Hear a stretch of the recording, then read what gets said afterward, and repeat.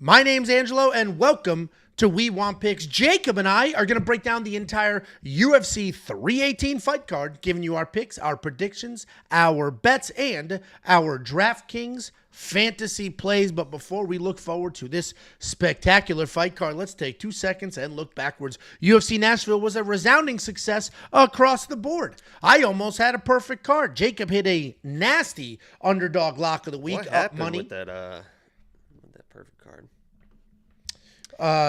Derek Lewis got himself an early stoppage. The corruption was in. They knew I was about to hit a perfect card. The corruption was in. Well, so it did not quite play out that way. That was you versus a lot of people in this chat, and you thought that you were a lot smarter than those people. And yeah, that's not how that you created that. I put my picks in we called you 2 weeks ago. We called you beforehand, and you were trashing them. I'm like, who should you trust? And they're like, they're a bunch of idiots. They don't know anything. I'm going perfect. Literally, you go watch the tape back. You were on the phone just trashing the shit out of these people. But I put my faith in them, and we won $4,000 on the live stream because of it. And I believe we're going to be live streaming Saturday. Well, there we go. Listen, you're doing this pay-per-view week with a fucking lozenge in your mouth, clanking around.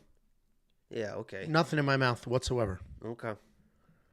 I swear on my life. I mean, I knew you swallowed. I didn't know you could get it down that quickly. I swear to God, there was nothing in my mouth Somebody at any tell point. me he was clinking it around 3 seconds ago. I'm messing like I immediately wolfed down some pasta, so I'm like cleaning some things up. Listen, UFC Nashville was a great card. Everything went well.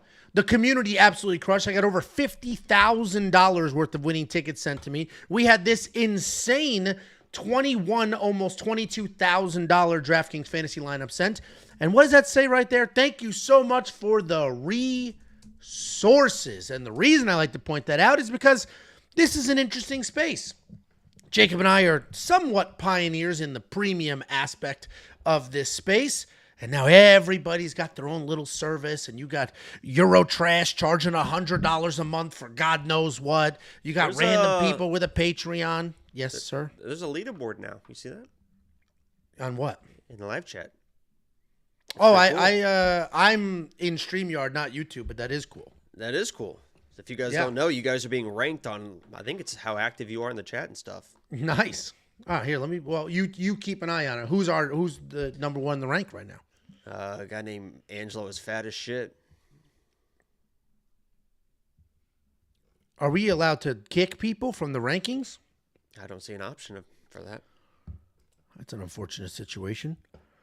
Listen, lots of people are out there trying to create what we've created on the website, and that's almost impossible because if you go to our website, wewantpicks.com, it's not just a list of a few bets and we just cross our fingers and hope for the best. We have built a full suite of tools. We have coded tools from scratch, and those tools help that gentleman win $22,000 in DraftKings Fantasy. One of the many tools on the website is the Fight Simulator. The Fight Simulator simulates every fight on the entire fight card 100,000 times, and it gives you not only the outputs of the simulation, but each individual statistic along the way. It's going to tell you how many strikes somebody's landing. It's going to tell you how many takedowns. It's going to give you each individual piece of information for every single fight, and then it will go ahead and build DraftKings fantasy lineups for you. And as of last week, it will also build FanDuel fantasy lineups for you. We have a DraftKings optimizer that does more of the same, both for DraftKings and FanDuel. And if you get where I'm going here, we have quite literally the best offering in this space, period. End of story. We have picks, we have bets, we have an artificial intelligence, we have a simulator, we have an optimizer, we have a full suite of tools for Prize Picks, for Underdog, for FanDuel, for DraftKings. We have everything you could ever need heading into a fight weekend. It's only $10 for an entire month. I was right there. No, this has to do with it. I bet it does. Go ahead. I'm excited to hear. First of all, water, dude. My travel after the woes. day I've had, after the night I've had. My God! No, I was gonna say, what I hear from a lot of people when people bring up paid services and premium services and this and that and stuff is, listen, I don't need to fucking look at me. I do my own research. I'm not gonna be the guy that pays other people for their bets. Why would I want to do that? And I would think you would agree with me. We fucking love those people because we have the tools you're accountable for to yourself. help you. Yeah, we have the tools to help you do that. So it's not just buying $10 a month just to tail bets. If you think you're smarter than us, great. But we still have the tools that can help you be even better at what you do. So $10 a month, all the tools. It's not just about being like, we think we're smarter than you. Let's work together. Listen, that's why I lean very heavily on the tools, if I'm being honest with you. And we have somebody that develops the tools. It's not just random bullshit. Wait, you actually typed that? Typed what? When I was talking? It says the #1 on the chat leaderboard. YouTube has a new leaderboard. It ranks people based on, I think I didn't type anything. I think it based on their engagement or I don't know if super chats are involved or not, but so that'll be fun to see at the end of the stream who's the most engaging. And Angelo said #1 on the leaderboard gets a chance to possibly suck on my toes at Noche UFC. 1 hour.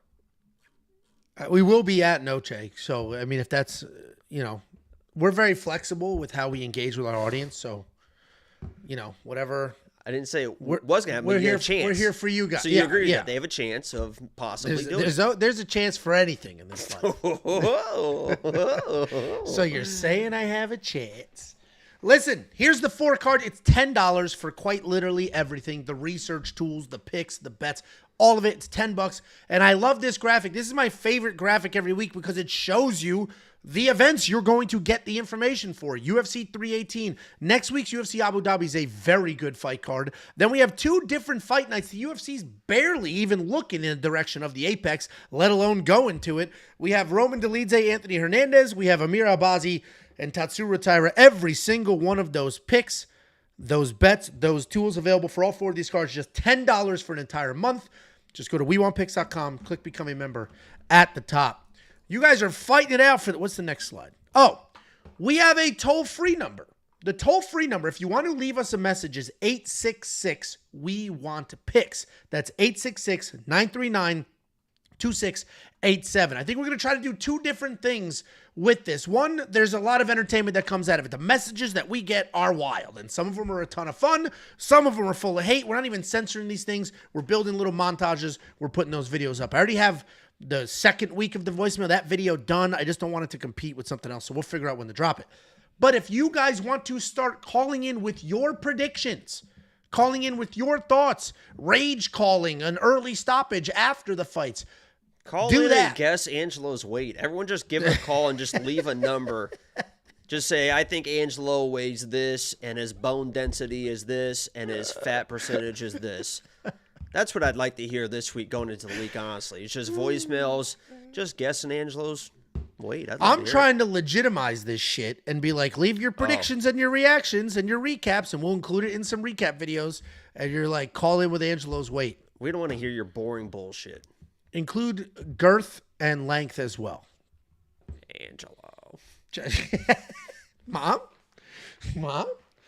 866. My smokes, Angelo. We want picks. You guys. Cigarette sound. I'll tell you. Want to here? Let's do it. No, if I was gonna say. And that brings us to the sponsor of this week's stream. Breakers. Philip Morris. That might be illegal. I wouldn't joke about that one. That might genuinely be. Yeah, illegal. they got some money. I fucking love Philip Morris. So. What's their stock number? Ultra or Alta or something weird. I don't know, but here, you guys are duking it out on the leaderboard. This is our first live stream since YouTube introduced leaderboards. You guys are fighting it back and forth. Super chats are flying in. Let's go ahead and hit those. We have $2 Australian. Saeed Nurmagomedov Burner said Zellhuber, Ige, Vinicius, and Kevin Holland, all unanimous decision. Oh my God, Max Holloway by KO round 4 or 5. $100 wins $80,000. Thank you, Saeed. Did you want to tell Saeed, try to get his cousin to unban you? Yeah, dude. Tagir Ulanbekov. So obviously I do all the graphic. We got a voicemail. Let's try and keep this short. We got a voicemail right now. Let's read it. Angelo, here. We just got a voicemail. I'm going to play it from my phone so you can hear it. Fuck, dude, you guys are fast as fuck, dude. This is insane. Philip Morris stock is up almost 20% over here. Shut up. The last year. That's got to be outperforming the market. Angelo's weight Oh, I did down. Hold on. Are you stupid or something? Do you not know where that? Shut up. Angelo's white. Why are you pulling the sound away from the microphone? Doesn't it come out of the top? All right, here. Shut up. No, it comes out the bottom. Are you fucking? Shut up. Here we go again. Angelo's white. A 225. 225. For the big guy. And Jacob, you are the GOAT. Love you. Thank you. And But shout out to Oakley. Love you guys. Shout out Oakley. 225. Listen, I thank you so much. This guy gets it. A lot of our community members are very smart, and this is one of them. 225, and I am white. He nailed that. and he said I was the GOAT. So honestly, 2 out of 3 is not bad. 2 out of 3 is not bad. So real quick, Jacob said, ask him to his cousin to unban me. So I don't really interact. Dude, the messages are flying, and I can't play them all right now. I don't.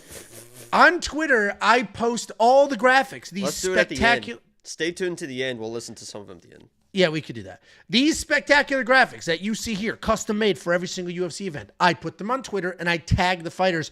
I went to tag Tagir Ulanbekov and it wasn't letting me. Like his account didn't show up. It didn't exist. So then I just decided to search from a non-logged in of Instagram browser, and his profile's there alive and well, which means he blocked me. Which is crazy. I don't interact with people. I don't comment. Like, I don't know where that came from. He must have been tagged in one of our pictures years ago, and they're just like, no, you don't tag me. Block. Weird situation. Yeah, it was probably like he was tagging one of our breakdowns, and you were like, yeah, this fucking I don't do that on Instagram, loser though. piece of shit. That's on Twitter, for sure. Instagram, we don't tag. It's just the pictures. That's why it's like... This loser piece of shit. We have, now it, though, I don't know if this put him to the top of the top of the whatever the hell, but He donated again, so he's like, he's not giving up that spot. I don't know. Durex Babylon, €9.99. I believe the euro is worth, or is that a pound? That's a pound or euro. I don't know. Love you, dudes. Lost my 99-year-old grandmother today, and my son got suspended from school, but tuning in to show love from Birmingham, UK. Jesus, dude. Well, I'm sorry about your grandmother. At least, hopefully she lived a long, happy life. And I would love to know what your kid did to get suspended. What'd that kid do? Thank you. Hopefully, he didn't kill his grandmother.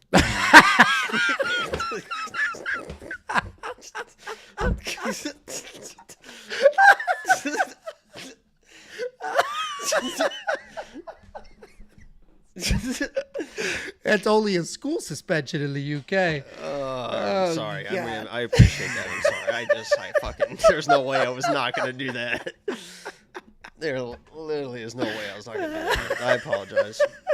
99's a long time, though, so. Austin Levi, $1.99. Love you guys. Shout out from my daughter, Oakley. This is who left the message. Thank you. I assume Oakley twice. Hey, $2.25. Shout out Oakley. We'll take it, and shout out Oakley. I'm a girl dad, too, and I love it. Nicholas Barnum, $1.99. Let's go. We want picks. Love you guys. I'm feeling the love this week. Appreciate it, Nicholas. I've had a very rough couple of travel days, so I took a nap today to recover. So I'm feeling good right now. W's Autoglass. Oh, Bailey. Go ahead. Do it for him. You do it. I want to hear you do it. Your best Oh, Bailey. No, I didn't do the Billy right. You got to be emotional with it. Imagine your titties up Oh, against the glass. Billy. No, I can't do the Billy. Hey, you know what I can do? I've perfected this. Hey. That was a good one. That's pretty loud. It sounds better with your microphone, too, because last week you didn't have your microphone. Yeah. See, no, I'm getting real good at it. People are looking like... Ow, Billy. Ow, Billy. Ow, Billy. Janata Castaneda says, never mention a perfect card, Angelo, $5. I don't know if he means like don't jinx it, because I was definitely jinxing it. I was like talking about it. That I was like, I'm storyline gonna hit was it. so perfect for the stream because I was like, oh, there's no way we're going with Angelo. I was like, there's no way he is getting a fucking perfect card.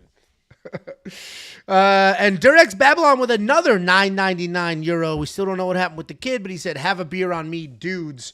We appreciate you, Durex. Thank you guys all for everything. This leaderboard stuff is going absolutely wild, so we appreciate you guys all being here and hanging out. I can see the top 50. I wish I could share it on the screen, but I guess they can see it because they're watching on YouTube. Yeah, I think they can click it too.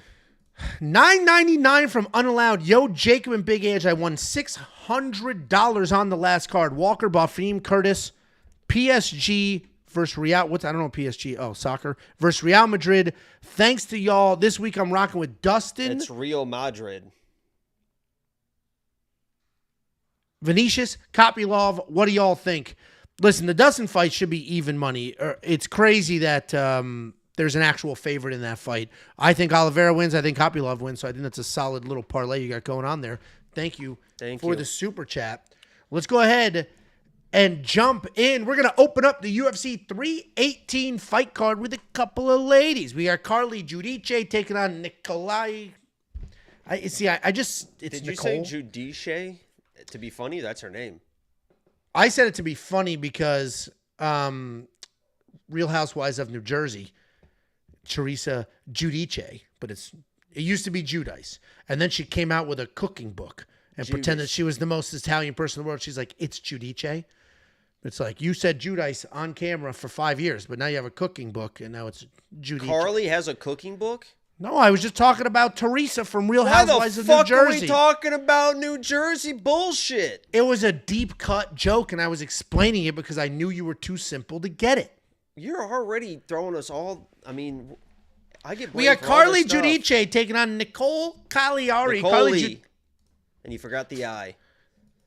Carli 4-2 in her last 5. 3-2. 4-2 in her career. Oh God, it's been a tough week. 4-2 in the entire career. 3-2 in her last 5. She's coming off her first UFC win. She's taking on Nicolle Caliari. 8-3 in her career, 4-1 in her last 5. She's coming off that close loss to Carrot Cake. This is striker versus grappler. That's the matchup we got here. The striker is Carli. Decent combinations, good volume. She does a nice job mixing in the punches. She'll get some kicks going. She'll alternate between the two really well. She's pretty fast. She'll throw plenty of combinations. She can be taken down, but she got good enough scramble skills. She pops right back up. She is incredibly smooth. She's coming off that head kick knockout win over Eunice Dubin, where she was fast, busy, and clean. Taking on Nicolle Caliari, busy grappler. There's a clash of styles here. She will take her time striking, then she'll close the distance, work you to the cage, try to drag you to the ground. The takedowns are not great, but if she gets to the ground, she does a really good job tying you up, controlling you, and making stuff happen. If she's standing in the clinch, she'll launch some knees. On the ground, she will be aggressive. She will go from position to position and then find herself a submission. She is aggressive, sometimes too aggressive, though. She'll fall right off the top trying to chase a choke. This is an interesting fight because it is a clash of styles, so if you think one of them can do what they want to do, then we're good to go here. I do think Carli wins. I think even if she's taken down, she'll be able to pop right back up. But this could be very similar to the Wonderboy Bonfim fight last week. Going into that fight, I said over and over, this is not in Las Vegas. These random commissions appreciate wrestling at different levels. Vegas doesn't give a shit about wrestling whatsoever. Other commissions do care. If that Wonderboy Bonfim fight was in Vegas, Wonderboy would have gotten that decision. This fight could be the same, where Nicolle could get a couple of takedowns that she does nothing with. They don't mean anything, but she got a little bit of control, and then the judges give her the fight because empty takedowns still matter in Louisiana. But Carli's going to be the pick. I got no bets here whatsoever, not even over 2.5. What do you think, Jacob? Yeah, I mean, it was it's a nice try. I mean, I got to tell you, it was a nice try. I know you've kind of been traveling, jet lagged and stuff like this, even though the script's been written for a couple weeks. And I mean, you tried. You tried to break it down. You're doing the best you can out here with what you got. Unfortunately, it's just a little bit incorrect. It is a style of matchups in the right that Nicolle does have an advantage. Okay, can we back up? It is a style of matchups in the right. That's the sentence you're sticking with? Is that what I said? Yes. It made no sense, and then I heard you try to recover it, and all you did was make it worse. That's just not that's exactly what you said. That's not how I remember my history. So anyway, Nicolle is a grappler at her core. Obviously, Carli is coming into her own with the striking. You saw the head kick knockout in her last fight. A little bit of a fluky situation there. That girl she was fighting was not very good. She is going to be the longer, rangier striker, but I came into that last fight with Nicolle very high on Ernesta. And for me to pick against a female like Ernesta, carrot cake. Like Nicolle, for me to pick against somebody of her talents, attributes, and their things such of for, really said something. But I compared her, I don't know, Angelo, if you remember this, another beautiful girl that I actually met. I think it was the fight that you were there, but maybe not. I compared her to Hannah Goldie, like somebody that looks the part, that really wants to grapple, but doesn't really have the striking to just really stiff striking. That's what I saw going into that Ernesta fight. And then she came to that fight and she had really sharp striking. And I was loaded up on Ernesta and I was like, oh, fuck. And not only did she have really sharp striking, she showed how she's a fucking dog. She was going tit for tat with a very, very long, rangy striker, just like Carli, but even longer in Ernesta that I'm talking about, was able to muscle some takedowns. And in that third round, where it came down, she knew I had to do something. She muscled out a fucking takedown and kept control that almost won her that fight. It seems crazy to me that Nicolle, after the improvement she showed in her striking, the ability to muscle takedowns even late in the third round, and the ability of Carli to always kind of keep fights close regardless of that last KO, it seems crazy that this girl is minus 300 in what I think is going to be a fucking dogfight for 15 minutes. And Nicolle, if she's able to get on top, can probably stay on top of a girl like Carli. It just seems like all the upside in the world is in all the dog value here. Even the plus 3.5 open at plus 120, which seemed fucking insane. This has a dirty split written all over it. And I think Nicolle can fucking tough this shit out, get a couple takedowns, and win this fight. Yeah, I mean, I could definitely. That's why I have no bets on this fight whatsoever. I didn't even do the over 2.5, which is typically like a very easy lady bet. Do the over 2.5 that hits 80-something% of the time. But both of them do have a lot of finishes, and the clash of styles makes it so we could end up with a finish on one side or the other. And so Carli, I'm not touching anything. And Carli was in trouble versus what's her name, the other Judice? Brazilian. In that second round, like early, like she got blitzed by her and had to grapple out of the pressure. She did not like that pressure and had to grapple out of it. If Nicolle's bringing pressure and she tries to grapple out of that pressure, she's going to run into a fucking buzzsaw in Nicolle. Yeah, I mean, it's definitely going to be it should be a fun fight. This isn't going to be a boring. Actually, the only way it's boring is if Nicolle gets a bunch of takedowns and does nothing with them. But crispy Carli will scramble, work her way up. This could be a fun back and forth fight. Odds are a little wide to me, given the clash of styles, and I hate the DraftKings pricing. Obviously, there could be. Sorry, long day. Obviously, there could be a finish, but I'm not touching this in any competition. We have 14 fights on this card, which means we have 28 different fighters where we can find different outcomes, different prop bets. Not touching it, but if you do want to check out every pick, every bet, every tool that we have, not only on this card, but UFC Abu Dhabi and the 2 cards after that, WeWantPicks.com. Click Become a Member. It's $10 for an entire month's worth of unlimited access. No upsell, no cross-sell, no bullshit. $10 instantly, all of it. Bunch of super chats. You guys are duking it out for the, I have the leaderboard. Durex is number 1. Janata Castaneda is number 2. And he jumped up with a $5 super chat. Caliari for the win. I like you that. And Jacob are on that same side. Thank you for the super chat. We got $1.99 from Christian Baller. Oh, is that your wedding photo? She's putting you in a rear naked? That's cute. TIL, that garlic is just she locks smegma that from like Italians. fucking Mike Davis was trying to lock up his fucking bullshit. My God. I'd have been a millionaire. I did great Saturday anyway, but we would have been fucking millionaires if he hit that first round sub. Fuck, man. I've never seen that in my life. The second he gets that other arm, it just gets pulled down and pulled down and pulled down. And his other arm is all the way. Make sure fucking get this off the fucking screen. And his other arm is fucking like all the way underneath the chin. And he doesn't even fucking switch to like a cable grip or a fucking palm to palm or nothing. And you saw that's exactly what Jake Matthews did. Same situation. Boom. Yeah. He was fighting the hand. Boom. Just fucking ripped that shit. And I saw he was criticizing the announcers today. They're being like, I wasn't tired. That's how I fight, guys. You should know that. It's like, dude, you look tired as fuck. But okay. Just a little bit. Some people do fight like that. I mean, DDP used to be like that too. Just looks exhausted and just keeps going. Yeah, who was the? Carl Williams said that too. I wasn't tired.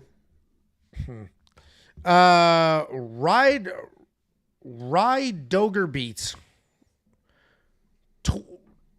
Roger beats. Ride Dog beats. Towards Jacob's mixtape fun, Lock of the Week been smacking. If you guys watched a few months ago, I went to AI and said, what would you name this scrawny, white, red-headed rapper? And the consensus was Lil Ember. So Jacob's rap name is Lil Ember. Did you hear Matter Daddy? Nice try. I got a nap in today. I am with it. You're the one fumbling over your words and shit. You're not going to catch me with some, oh, what do you drive? You called him Janata Castaneda 3 minutes ago. That was his name. No, it's not. Johnny. No, it's, yeah, okay, whatever. Next up at UFC 318, we have a short notice matchup between Brunno Ferreira and Jackson McVey. Jackson McVey was the one who stepped up on short notice. Jackson McVey has stepped up on short notice multiple times in the last month. He did his short notice UFC debut against Esti Dumas at UFC 317. Esti Dumas quite literally could not get a judge to cut off his ankle bracelet, which he got because he was hiding in a dog cage, allegedly. Well, actually, no, the hiding in a dog cage is not alleged, for an alleged homed robbery. They wouldn't cut that off, so he couldn't go to the UFC and fight. So then the UFC brought in, I forget what that dude's name was. Would you ever, if push come to shove, would you ever rob a house? How would you get money if you really needed money? Rob somebody, rob a house, rob a this. If I was like desperate and had to feed the family and stuff like that. Yeah. I guess you have to rob. What are you going to do? Go ahead, man. Go ahead, man. Maybe just a quick kidnapping for the insurance money. Then he got a new opponent at UFC 317. That dude missed weight by 10 full pounds, so that fight fell apart. Now here we are, just a few weeks later. Jackson gets another crack at the UFC, and unfortunately for him, his opponents got tougher and tougher. I thought he was going to beat SD. The next fight, I was like, I think this other dude's going to win, but this could be close. Now it's like, Jackson probably gets the shit kicked out of him. But it should be a fun fight because Brunno Ferreira is an established UFC guy at this point in time. He's 13-2 in his career, 3-2 in his last 5. He's coming off that submission win over Armin Petrosian. Jackson McVey is a tough guy to break down because he's undefeated. He's 6-0, and you never quite know, is that 6-0 on his way to 80-0, or is that just 6-0? He's going to get to the big show and then get absolutely mopped. And it's going to be a tough task because Brunno Ferreira is good. He's not very big. He's a small guy, but he's got good, powerful striking. He's very light on his toes. He's constantly mixing up his attacks. He'd fucking dump you on your head. He's not bigger than me. He's still a small guy. Get the fuck out of here. Have you seen this guy? No, yeah. He's 5'10". 5'10" is very tall. Very tall. Very tall. Very tall. Very tall. Way above average. Way above average. Way above average. Well, then Jackson McVey is a freak because that dude is 6'4" at this weight class. But back to Brunno. Brunno's got good, powerful striking. He bounces on his toes really well. He will let those hands fly, and he has high-level judo. The knock on him is his cardio at times, but that was only one fight where his cardio slowed down, and he almost won by finish earlier in that fight. He is coming off that submission win over Armin Petrosian, where he was Jacob's lock of the week, taking on Jackson McVey, UFC newcomer, young guy. This is officially his UFC debut, hopefully, unless he's cursed. He is 6'4" for this weight class. He has no problem. All right, we get it. He has no problem. He has no problem getting after it. He uses that leg. He uses teep kicks to keep you at bay. Striking and then grappling, he's got those long arms. He'll lock things up. He'll make things happen. Solid submissions. Uses his length pretty well. UFC debut, undefeated. Lots of questions here, but Brunno should win. He hits way too hard. He's got 2 of the high-level judo. I don't see him getting caught in a submission. The only thing that could worry me here is if Brunno does fade and somehow Jackson is a cardio demon. I don't see that happening. Bruno's going to be the pick. I do have him in a little bit of a parlay, like a risky, like somebody I think wins, but there are some questions kind of parlay. All right. Going with Brunno. What do you think, Jacob? Yeah, like I like Brunno here. What Jackson has to do, what is so funny? Every time I say anything, you just think it's the funniest thing in the world. I just adore you. I just look up to you. I adore you. You're just so entertaining to me. You're just seeing joy is what you're seeing. Thank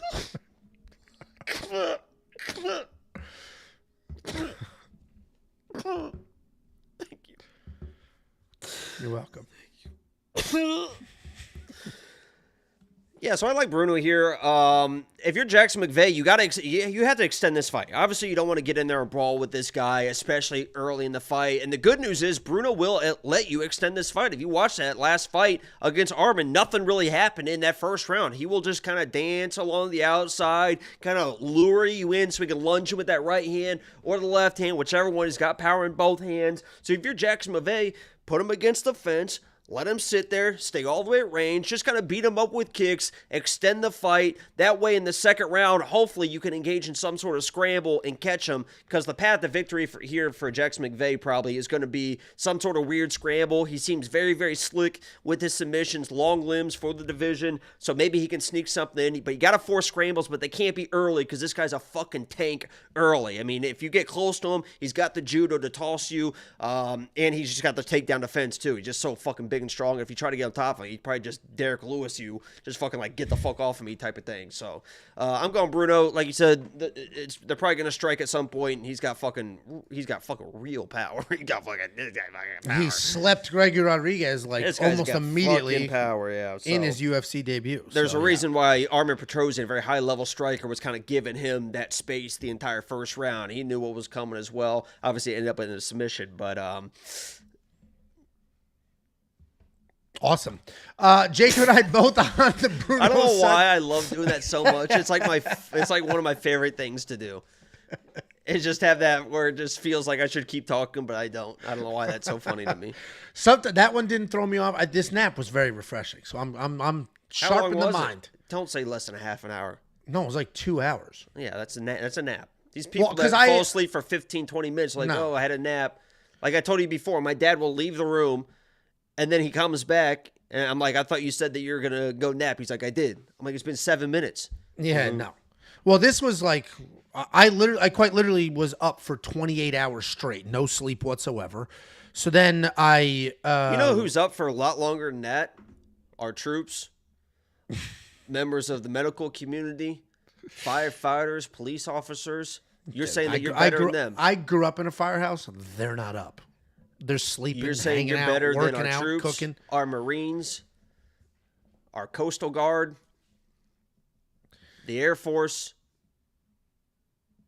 Brunno Ferreira, $9,700 in DraftKings Fantasy. If you think he finds a finish, which he may, then he will be worth that money. My one and only hesitation is, if you remember a few weeks ago, we had that big doofy heavyweight, Alvin Hines, that made his UFC debut, and we all thought he was going to get slept immediately, and it looked like he was going to.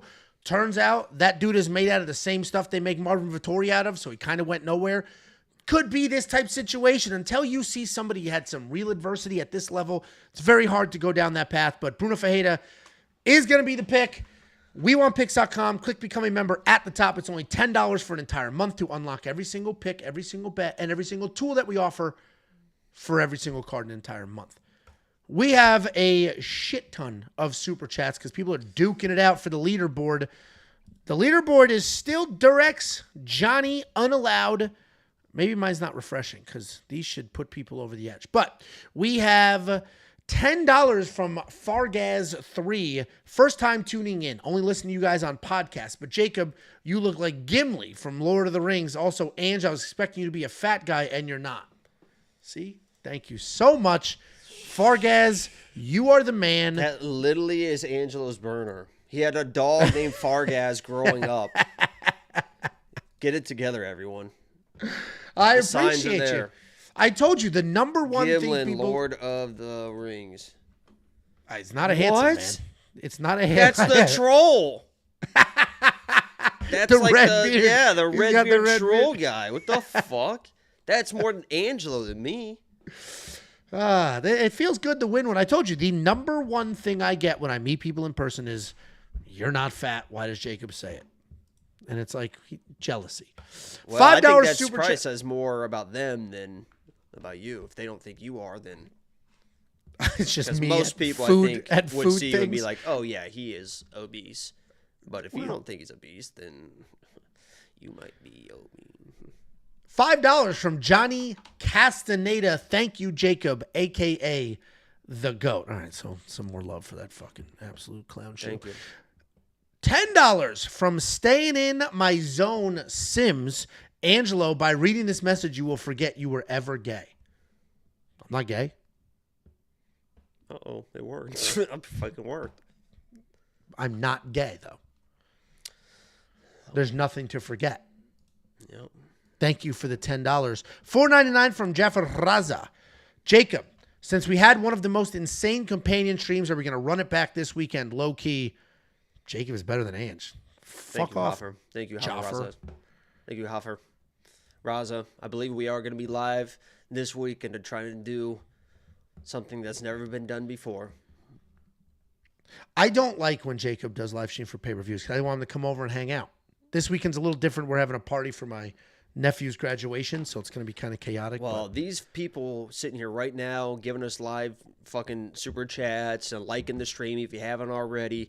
These motherfuckers won me. Now let's make sure we get this right because they won me this weekend about $4,000.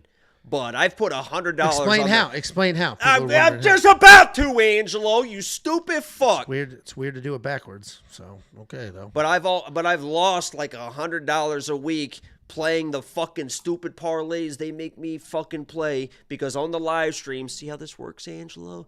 Because on the live streams before the main card, what we do is I put a poll in the chat for every single fight. The chat votes on who they think they wins every single fight. We make it a parlay for the main card parlay. I put $100 of my own money on it every week.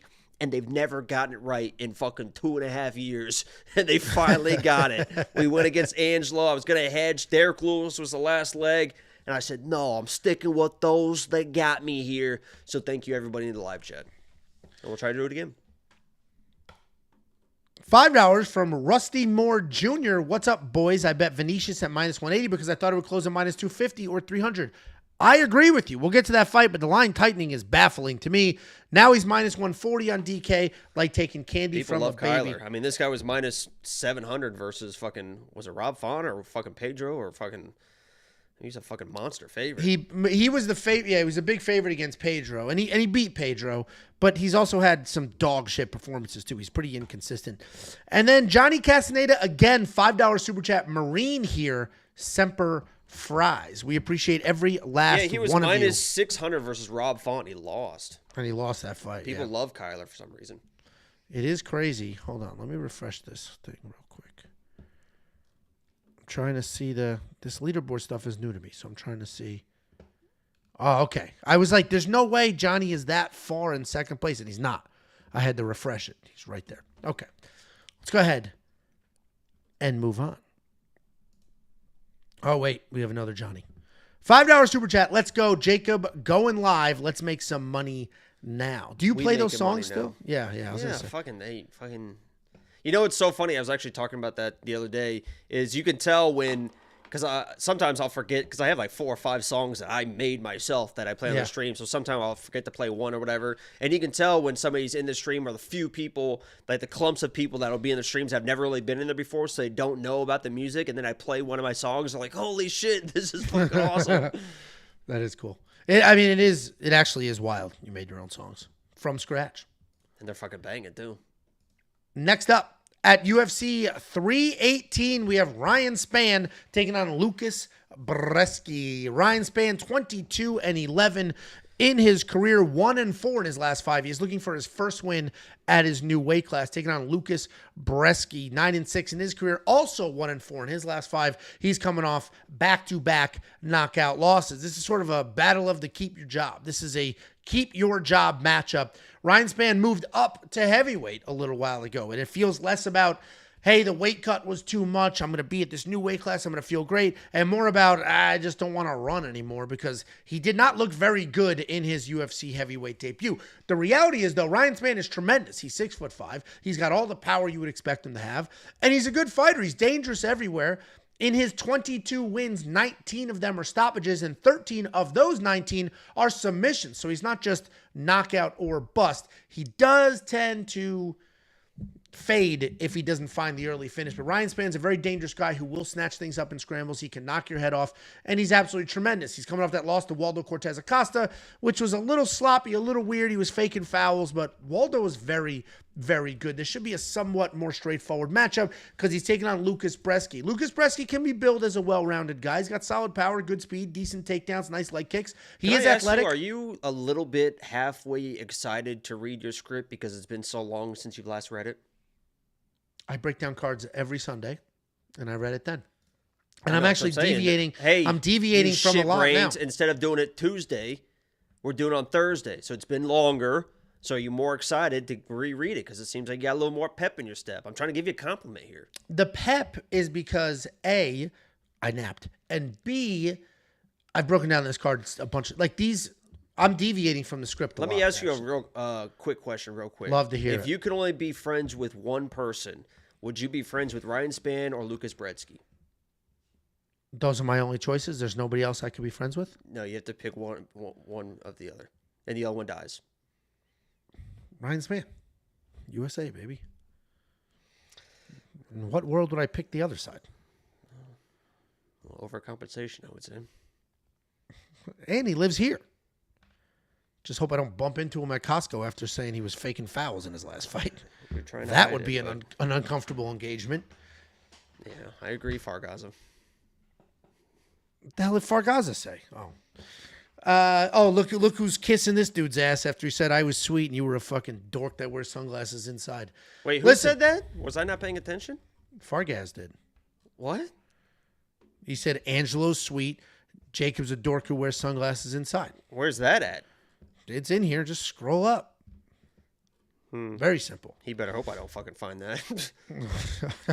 Listen, Lukasz Brzeski is a pretty good fighter. He can do a lot of things. He could also get knocked out. Ryan Spann hits insanely hard. Ryan Spann is big. Ryan Spann is a very good fighter. He's the more experienced of the two. He's the more well-rounded of the two. I assume Ryan Spann wins here. He should win. Minus 210 feels appropriate. This card has some of the most accurate odds I've honestly seen in a very long time. So Ryan Spann is going to be the pick. I just hope that this move to heavyweight. I just hope that this move to heavyweight is for the right reasons. Because in the last fight, we didn't quite see that, but this is a much more appropriate matchup. Ryan Spann is the pick. What do you think? Indoor sunglasses. Yeah, Lukasz Brzeski, I said in my quick pick video, I don't think he should be on a roster like anywhere. I don't think that this guy should be fighting anymore. Obviously, when he came to the UFC, everyone kind of saw those pictures on Tapology. You're like, holy shit, look at this guy. And then he comes to UFC and everyone's like, who the fuck is this guy? Like, that's not the guy. That's not the guy in the fucking pictures. He was definitely probably on the sauce, I would say, before he was on the UFC. Now he's kind of a sloppy heavyweight. And he just, I mean, his just hand speed just isn't. I mean, I understand people that don't like Ryan Spann, that want to fade Ryan Spann. Everything that anybody says with Ryan Spann, I probably agree with you. But this guy Lukasz Brzeski is fucking slow as shit. And the last time that Ryan Spann fought somebody that was slow as shit was OSP, and he fucking lit that dude up. I see the same striking speed and definitely the same striking defense in Lukasz Brzeski. And when he gets touched, he goes down. And one thing Ryan Spann can do is he hits you and he fucking hurts you. I know he didn't look great against Waldo, but Waldo was like a really good, fast boxer, striker. And he actually did land a few nice shots on Waldo. Waldo's just kind of a very durable guy. If he lands those same shots on Lukasz, this dude's fucking folding. And I know it's kind of taboo to put money on Ryan Spann, but I fucking put money on him this week just because the matchup should fucking be there for him. I actually did the same. I've got that what is it, 3 or 4 leg parlay, something like that. Ryan Spann's one of those legs. Oh, you dumb bitch! I was just joking. You actually fucking did. Yeah, let me take a look at that parlay. Oh my god! What is this? I told you this card feels like these odds. Is this that 9-leg parlay for plus 480? Dude, that was 9-leg parlay for a plus 480 payout is the worst thing I've ever heard in my life. I agree. I couldn't believe I kept adding legs and the odds weren't changing that much. But I was in Jersey. I had the draft 9-leg parlay. Dude, plus 480. I don't disagree. Well, the part of the problem is I did that last night, Wednesday night at Newark Airport through the DraftKings app, because the DraftKings app lets you parlay basically anything you want. The problem is the props weren't all there. All I had for prop bets were like, does this go to a decision? The round line, 9-leg parlay plus 480. That's my baby. She's iconic. iPhone case. Lip gloss on it. Chicken wing on it. I have a 3-leg parlay. Okay, I hope that was about Lizzo, not me. A 3-leg parlay with Ryan Spann in. I'll give you the other 2 legs when we get there. He's $8,700 in DraftKings When Fantasy. did you place that? Oh my The 3-leg God. it has been up all fucking week. Oh, bullshit, dude. I think you just added that. Okay, check the notifications on the app. Ryan Spann, $8,700 in DraftKings Fantasy, probably good value. We're getting a discount on him because of his last performance. You can check out every pick, every bet, every tool for an entire month. It's only $10. Just go to WeWantPicks.com. Bunch of super chatterinos. They're slugging it out. Fargaz worked his way up to 3rd on the leaderboard by saying Angelo's a liar. We all know why he chose Spann, and he's lying. Can I weight these to like affect the XP people earn? Bump his ass down. There's a reason why he's number 1. He's number 3. Uh-oh. Jafar Raza, $9.99, Talchin KO, Derek Lewis, and it being the last fighter for Ange to have a perfect card and Jacob to hit a massive parlay and being an underdog is the most We Want Picks moment ever. It was crazy because I had 11. The tone in your voice when we called you before and then after was very different because you were very confident. If you guys didn't watch Jacob's live stream, I'm not even nervous. I'm not even worried about it. I've already begun celebrating my perfect card. Go back and listen to how confident that dude was. On a 12-fight card, I hit 11 fights in a row, and we had 3 underdogs, okay? So to get 11 in a row, after hitting 3 underdogs to get our way there, we're in the main event. Jacob calls and said, hey, the chat built a parlay, the entire main card. It's coming down to Derek Lewis. You're on Talchin. Should we cash out? Should we hedge the bet, put a little on Talchin? Do we leave it alone and win our $5,000 or whatever the hell it was? And I was like, dude, it feels like I'm going to get a perfect card. I said, it feels like I'm going to get a perfect card. The fact that I got that bond fee. Say it the way you actually said it, the way you actually talked to me. Like the homosexual you are, Angelo. Give me that homosexual talk that you give it to me on the phone. There is no such thing. I honestly thought you might actually go into character. No, dude. No, just do some fake. There was a little twinkle in your eye that said you were thinking about it. Some Carl Anthony Towns. Yeah. Hey, girl. And I said I would hedge. The fact that I just got that Bonfim decision, it feels like the universe is trying to give me a perfect card, and the universe was not. $1.99 from Nicholas Barnum. Jacob has the worst luck ever playing blackjack. That was crazy. You definitely can't do that on a stream, by the way. That you cannot do. Well, FYI. Well, they'll fuck us up for that. That I'm positive about. But there was a situation where it wasn't even hands I was playing, but we just joined a table, and the dealer hit the most insane 21s, like 5 out of the 8 hands we saw. Like a fucking... Is it a human with a camera or a computer? Yeah, it's a human with a fucking dealing cards. That's what makes it even more crazy. Just bam, like a 6-card 21, just smack. It's like, oh, fuck. We got $1.99 from Raven Talks. Poirier has a broken rib. Remember, I said it first. Ooh, do we have some inside information here? That would be interesting. We have $4.99 from Tyler Singleton. Spann Brzeski over 1.5. No. Shouldn't be. No, it should not be. I agree. They both get finished. They both can finish. It should not. We should not get an over. It should take one right hand from Ryan Spann. Yeah, we should not. Or Lucas to shoot a takedown and Ryan to snatch the neck. He can finish anywhere. Yeah. Johnny Castaneda, $5 super chat. I instantly knew I lost $15,000 when Angelo mentioned a perfect card. That's why he told me not to. I jinxed it. My bad. I was very excited. I jinxed it. Appreciate you. And then Joffer says, what's the leaderboard? Why does it matter? It's something that YouTube literally just rolled out. YouTube is actively ranking you all and saying who's better than who. It's assigning XP based off of interactions in the chat. And what's the leaderboard? Live A chats. place for fans to stand out in the community. The top 3 get special badges in the live chat. It resets every stream so you can always try again. How do you get on the leaderboard? You'll need to collect XP experience points, or XP. Here's how you get them. Send live chat messages or send super chats and super stickers. Learn more or turn off in the help center. That was a good. Thank you. Should I do my breakdowns like this? No, what's that travel one that's going viral now? There's that travel one now. Like it is so big, Angelo. Okay. Could you hang a weight from it? You know, next up. I mean, if we're gonna be there, might as well stay there. You know, the most honestly, I thought about this. One of the most terrifying things that was ever gonna happen to, I think, every guy is, imagine all that stuff came out with the Conor Dick situation, and nobody said, "Man, look how big it is." Everyone's like, and then everyone's like, everyone had, yeah. Then everyone had to. No, they didn't even reference it. They didn't even mention it. So then you're sitting there thinking, why isn't anybody talking about how big this fucking dick is? Like you're sitting there, then you're just sitting there in your own thoughts, like nobody thinks that this is a big, like literally nobody. Yeah. It is funny, and yeah, it's the jet set holiday. That's what I was talking about. It is funny. Yeah. Tiffany I heard Tiffany in the other room listening to some Conor McGregor like Instagram reel, and I was like, "Did you see his?" I was like, she was probably fucking FaceTime looking for it. I was like, "Did you see his dick on the internet?" She was like, "No," and I was like, "It's pretty big, and he had a weight hanging from it." So and I said he's not circumcised though. Tons of extra skin. I mean, it was just slightly big. I mean, it wasn't anything. Anybody pretending that his dick is not big is definitely either seen a ton, tasted a few, or lying. Which is it, Jacob? Next, I said it was big. Speaking of eating dicks. Kinda.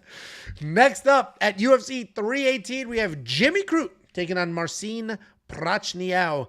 Jimmy Crute is 12-4 in his career. Jacob, ask me how many fights he has won in his last 5. Jimmy Crute hasn't won a fight since October 17th, 2020, I believe is the date. People were wearing masks the last time Jimmy Crute won a fight. His record in his last 5 is 3 losses, and then a no contest and a draw. Jimmy Crute can't find a win to save his life. And in that mix was a retirement. What's unfortunate for Jimmy... in that mix, Marcin Prachnio has won 4 fights in the UFC, including a win over Khalil Roundtree Jr. Marcin Prachnio, 17-8 in his career, 3-2 in his last 5. This fight is an interesting one to break down. You can see Jimmy Crute, we just talked about the fact that he hasn't won a fight in 5 years, is a 3-1 favorite. And a lot of that has to do with just the clash of styles. Style-wise, skill-wise, Jimmy Crute's a decent fighter. He can get some takedowns. He's got decent hands. He's got good submissions. He's just had an unfortunate run of luck. Jimmy Crute's losses are very, very frustrating for him. He did retire out of frustration when he lost to Alonzo Menafield. Then he came back only to 10-8 Rodolfo Bellato in the first round just to give up the next 2 rounds, which made it a draw. He's taking on Marcin Prachnio. Marcin Prachnio is a what? I forgot I was on the fucking We Want Picks account. Yeah, dude, what the fuck? Jacob just commented this, not as himself. Asshole. Wait, how are you able to do that as We Want Picks? I can do anything in this account, Angelo. Oh, because you're an a whatever? Yeah, it's fucking kind of my account too, asshole. I didn't know if you had to be literally logged in because it's assigned to Gmail. But I guess as a moderator or whatever. Anyway. What the hell was I saying? Marcin Prachnio is a combat karate guy. He has over 400 combat karate wins. That's that same martial art that MVP does, but he fights a little differently than MVP. He comes forward, gets a little technical, but also a little brawly. He has no problem holding against the cage, no problem getting some takedowns. He can have some chin issues. He will engage in a firefight, and he's coming off that submission loss to Modestas Bukauskas, and that is why Jimmy Crute is the favorite here, because the general expectation here is that Jimmy will find the takedown and Jimmy will have success on top either by finish or win enough rounds to get a decision. I do think Jimmy wins here. I do think the grappling gap is big. And despite Jimmy somehow fighting to a draw in his last fight, he did look very good early. So Jimmy Crute's going to be my pick, but we're getting into wild territory here at 3-1 odds. What do you think, Jacoby?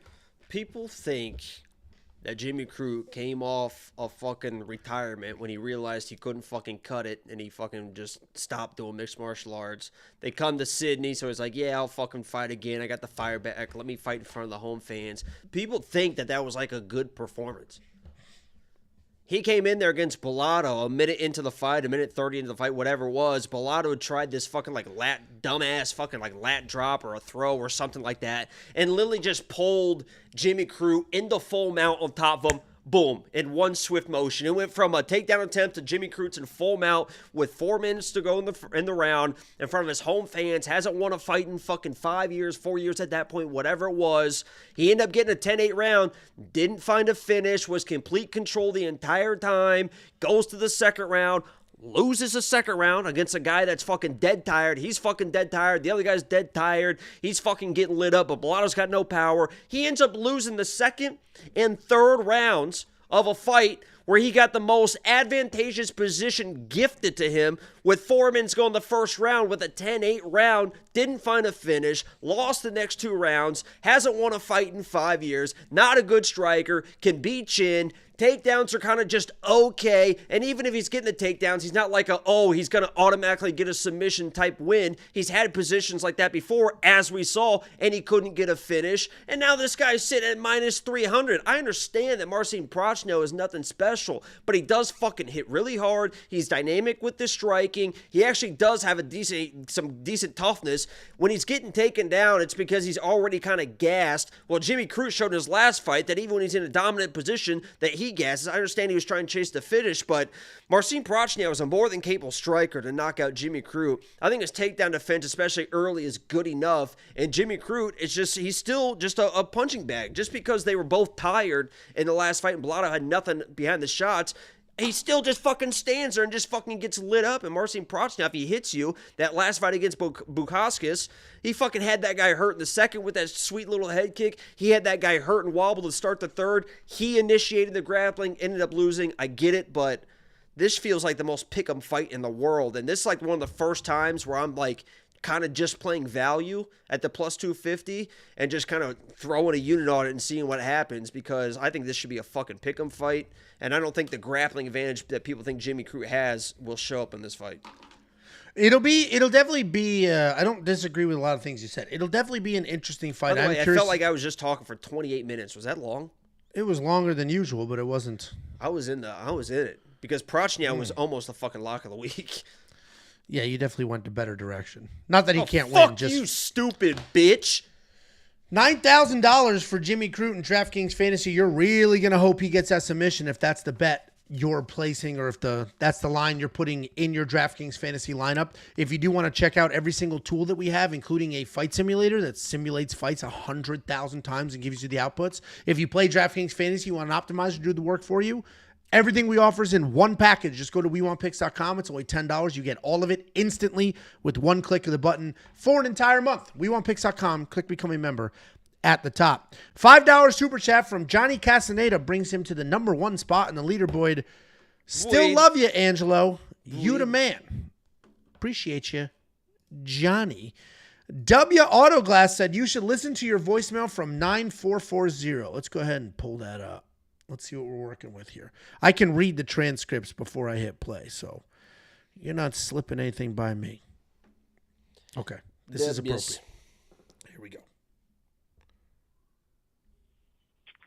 Jacob, it's your father. Can you please run to the gas station and get me some Marlboro Reds?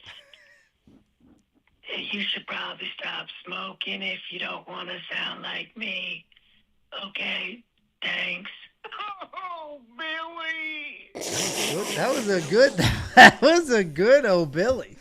W, well done. That was a good old Billy. Congratulations. Yeah, my dad would never call me, so. You know how I know that wasn't my dad? He got milk 38 years ago. Still waiting for it. Lavelle, did you see Coked Out Coast at the presser? I did. That was crazy. Did you see that? I think he's just emotional. He's just fired up. They He mentioned was Chimaev, so I think he really fucking hates Chimaev. He mentioned something about his girlfriend's DMs, and Costa seems like a guy that would really piss him off. I actually love Costa as a person and his like online persona. His fights are exciting. I'm hoping he wins. We all know why you love him. Great hair. Next lemon, $1.99. Thanks for everything you do, boys. Making Millie's Saturday. We appreciate you, Lennon. Appreciate you, Len. Lennon's in like an OG. He's 100. He's been here forever. Always positive vibes. Next up, at UFC 318, we have Adam Fugitt being fed to a young Fugitt prospect in Islam Dulatov. Adam Fugitt, 10-4. What the fuck is Jacob doing? He's not frozen. Adam Fugitt, 10-4 in his career, 3-2 in his last 5 years, alternating wins and losses, taking on UFC newcomer Islam Dulatov, 11-1 in his career, 5-0 in his last 5, making that UFC debut. Adam Fugitt's a guy that people are not going to respect very much this week, but they should, because he's actually a very good fighter. Good forward pressure wrestler, good loose boxing style. He bounces on those toes. He's got a nice high guard. He'll lunge in for some takedowns. He is very strong, so even if he doesn't have the best takedown entry, he can pick people up and make something happen. He's going to want to be using those takedowns in this fight because he's taking on a very good striker, Islam Dulatov. Islam Dulatov is a model. A Versace model, no less, and a fighter. He is. People keep saying, "Oh, Jacob, you look like this, you look like that." I look like Islam. Makhachev. Same cheekbones. I mean, we got the same face structure, same eyebrows, same head of hair. I got a nice upper chest too. Let's see it. I mean, you can see it right there. Wow, fat boy. Islam Dulatov is a very good striker. He's primarily looking to strike. He's got very real power, plenty of movement. He does a really good job working the body, cracking the legs. He'll work in combinations. He'll mix up techniques. Not just the striker. The takedown defense is solid. The offensive submissions are solid as well, but you're not going to see him actively shooting takedowns. This is definitely a fight that is set up to showcase Islam, to show the world what this, bless you, young, attractive dude can do. And I think that's what we're going to get here. Adam Fugitt is good, but I just don't think he's going to be able to compete with the striking. I think he's going to get hit too hard, too often. The takedown attempts are going to come from farther and farther away, and Islam will be able to defend him. So Islam is going to be the pick here, and I do think we have a showcase. What do you think, Jacob? Yeah, I respect the toughness of Adam Fugitt. And if he's able to extend this fight, obviously there's going to be some question marks for Islam coming into this fight, typically a first-round guy. But what I like about Islam is, and you saw it in that Contender Series fight, is he will blitz you. He will try to definitely throw those big shots and TKO you against the fence. But if you go to the ground, if you start scrambling, he doesn't panic. He immediately gets the hips out. He circles around. He has submissions and grappling as well. He's not just a one-trick pony to where it's like, oh my God, if he can't get the TKO and Fugitt starts wrestling, what's going to happen to those exchanges? He should be fine. The pressure this guy brings with the sharp striking, I just think Adam, unless he's able to get respect early, maybe Islam comes in a little hot, you sitting there with the right hand or you stick him with the jab a little bit, keep him away, get that respect early. I think this guy's just going to swarm him. My flyer play here. No, I'm going to wait for this one. Oh, wait. This is your king. This is your king. Grown man, by the way, pretending to be frozen and not finishing a sentence. We'll wait. We'll wait. We'll be here as long as it takes that fake gold necklace to make your neck green. Like that episode of Saved by the Bell. And I placed that Sunday, so. Oh, nice. That is a good bet. Listen, Adam Fugitt is definitely not $9,600 in DraftKings Fantasy. I have those prices reversed. Islam Dulatov is $9,600 in DraftKings Fantasy. And if he wins this fight the way that he should win this fight, he could potentially be worth that money. I think he's one of the more confident picks on this card. That is a German flag. And if you don't know that, you are a simpleton. You can check out every pick, every bet, every tool, and everything that we offer on the website right now. WeWantPicks.com. Click Become a Member at the top. It is only $10 for an entire month. And one of those things that you will get on the website is the data analyzer. We open up this stream by saying many of you don't need the picks, don't want the bets. Many of you will just use the tools. teach a man to fish. If you guys want to deep dive some stats, you want to watch some tape, you want to do your own study, the data analyzer quite literally does all that. You select your event because it is built out for the future. You select your fighter. It'll immediately line them up next to their opponent. You see all the pertinent stats, and then you can add filters. You could add significant strikes. Then you could say, well, how many significant strikes did this fighter land in decision wins? And you could just work your way down that list, find your spots, take that information to your favorite sports book and make some money. WeWantPicks.com. Click Become a Member. This is just one of many tools. It's all included. No upsell, no cross-sell, no bullshit. Have you ever been to Germany? I've not. Surprising. Is it? This is a funny comment. Ryan Doan says, my name is Angelo. My kids run around the house saying that. My name's Angelo. This is We Want Picks. And they say it just like that. Like, you know, kids are actually supposed to be seen and not heard. That's how I was raised. Yeah, that would be nice. Next up, at UFC 318, we have Ateba Gautier taking on Robert Valentin. Ateba Gautier, one of the larger favorites on this. What? What's his, I can't remember his first name. Valentine. From the gay guys married? Did you or the say straight guys married? Schmalenpine? No, Valentine. Did you say Schmashmashmine? No, Valentine. Fucking classic. That's not from what I was talking about. Chuck the and Larry. Fireman. Yeah. It is Chuck and Larry? I got to rewatch. When that first came out, I was dying laughing in the theater watching I that bet movie. you did love that movie, Angelo. It was a great movie. Ateba Gautier, 7-1 in his career, 5-0 in his last 5. He's coming off that knockout win in his UFC debut, taking on Robert Valentin. 10-5 in his career, 3-2 in his last 5. He is looking for his first UFC win. Ateba Gautier is a nasty striker. He's got incredible speed. He's got good power. He does a phenomenal job mixing up the boxing and the kickboxing. He'll throw to your head. He'll throw to your body. He will throw insane combinations. He will do it very fast, but he's got 6 early stoppages on his career. Early as in quick, not early as in what the ref doing here. So it's hard to tell what's going to happen if a fight goes a little bit long. You do see him fade a little bit, but he is finding his spots and making stuff happen. He's taking on Robert Valentin. Creative striker. He'll plot forward, low hands, lots of weird spinning techniques. I've compared him in the past to Jiří Procházka, not because he's as good as Jiří or as tough as Jiří, but he's got that like same crazy vibe to him. Like, I don't give a fuck and I'm going to make something happen. He made his way to the Ultimate Fighter finale with an insane exchange, and he ended up with a wild submission. So this guy does have some subs. He is tough on the feet. He'll let his hands go. He is coming off the worst fight I've ever seen in my entire life against Torres Finney. Robert isn't the reason that fight sucked. This should be an Ateba fight all day long. Robert doesn't have any striking defense. It doesn't exist. He just gets hit and then hopes that he's still standing to move forward. I think we saw in his last fight, Ateba has insane power. Obviously, if you get to Ateba's legs and you take him down, I don't know what we're going to end up with. So I actually don't have a bet here, but I do think Ateba wins this fight. What do you think, Jacob? Just a quick update for the community because I know a lot of people have been asking. Did Angelo ever do the weight challenge, Jakey? Angelo, before he broke down this fight, wrote, no. What does that say? No, I never stepped on, and this is Angelo wrote this. No, I never stepped back on the scale because my therapist said I don't need to prove anything to anyone. I'm beautiful, not a number. So that's what's happening with that. If you don't take care of yourself, nobody will. So it's all about just self-love. Yeah, Gautier, whatever the fuck his name is. He should knock this guy out. He's a very powerful striker, but he's not like doesn't know what he's doing, just going in there swinging wild. This is a high-level kickboxer, Muay Thai type striker. Any exchange, Robert, is going to be in big trouble. Obviously, if he can get a takedown, Gautier is definitely kind of a white belt off his back. But the good news is, and I mentioned this, and tell me if you agree, Angelo, it's almost better that he's completely clueless because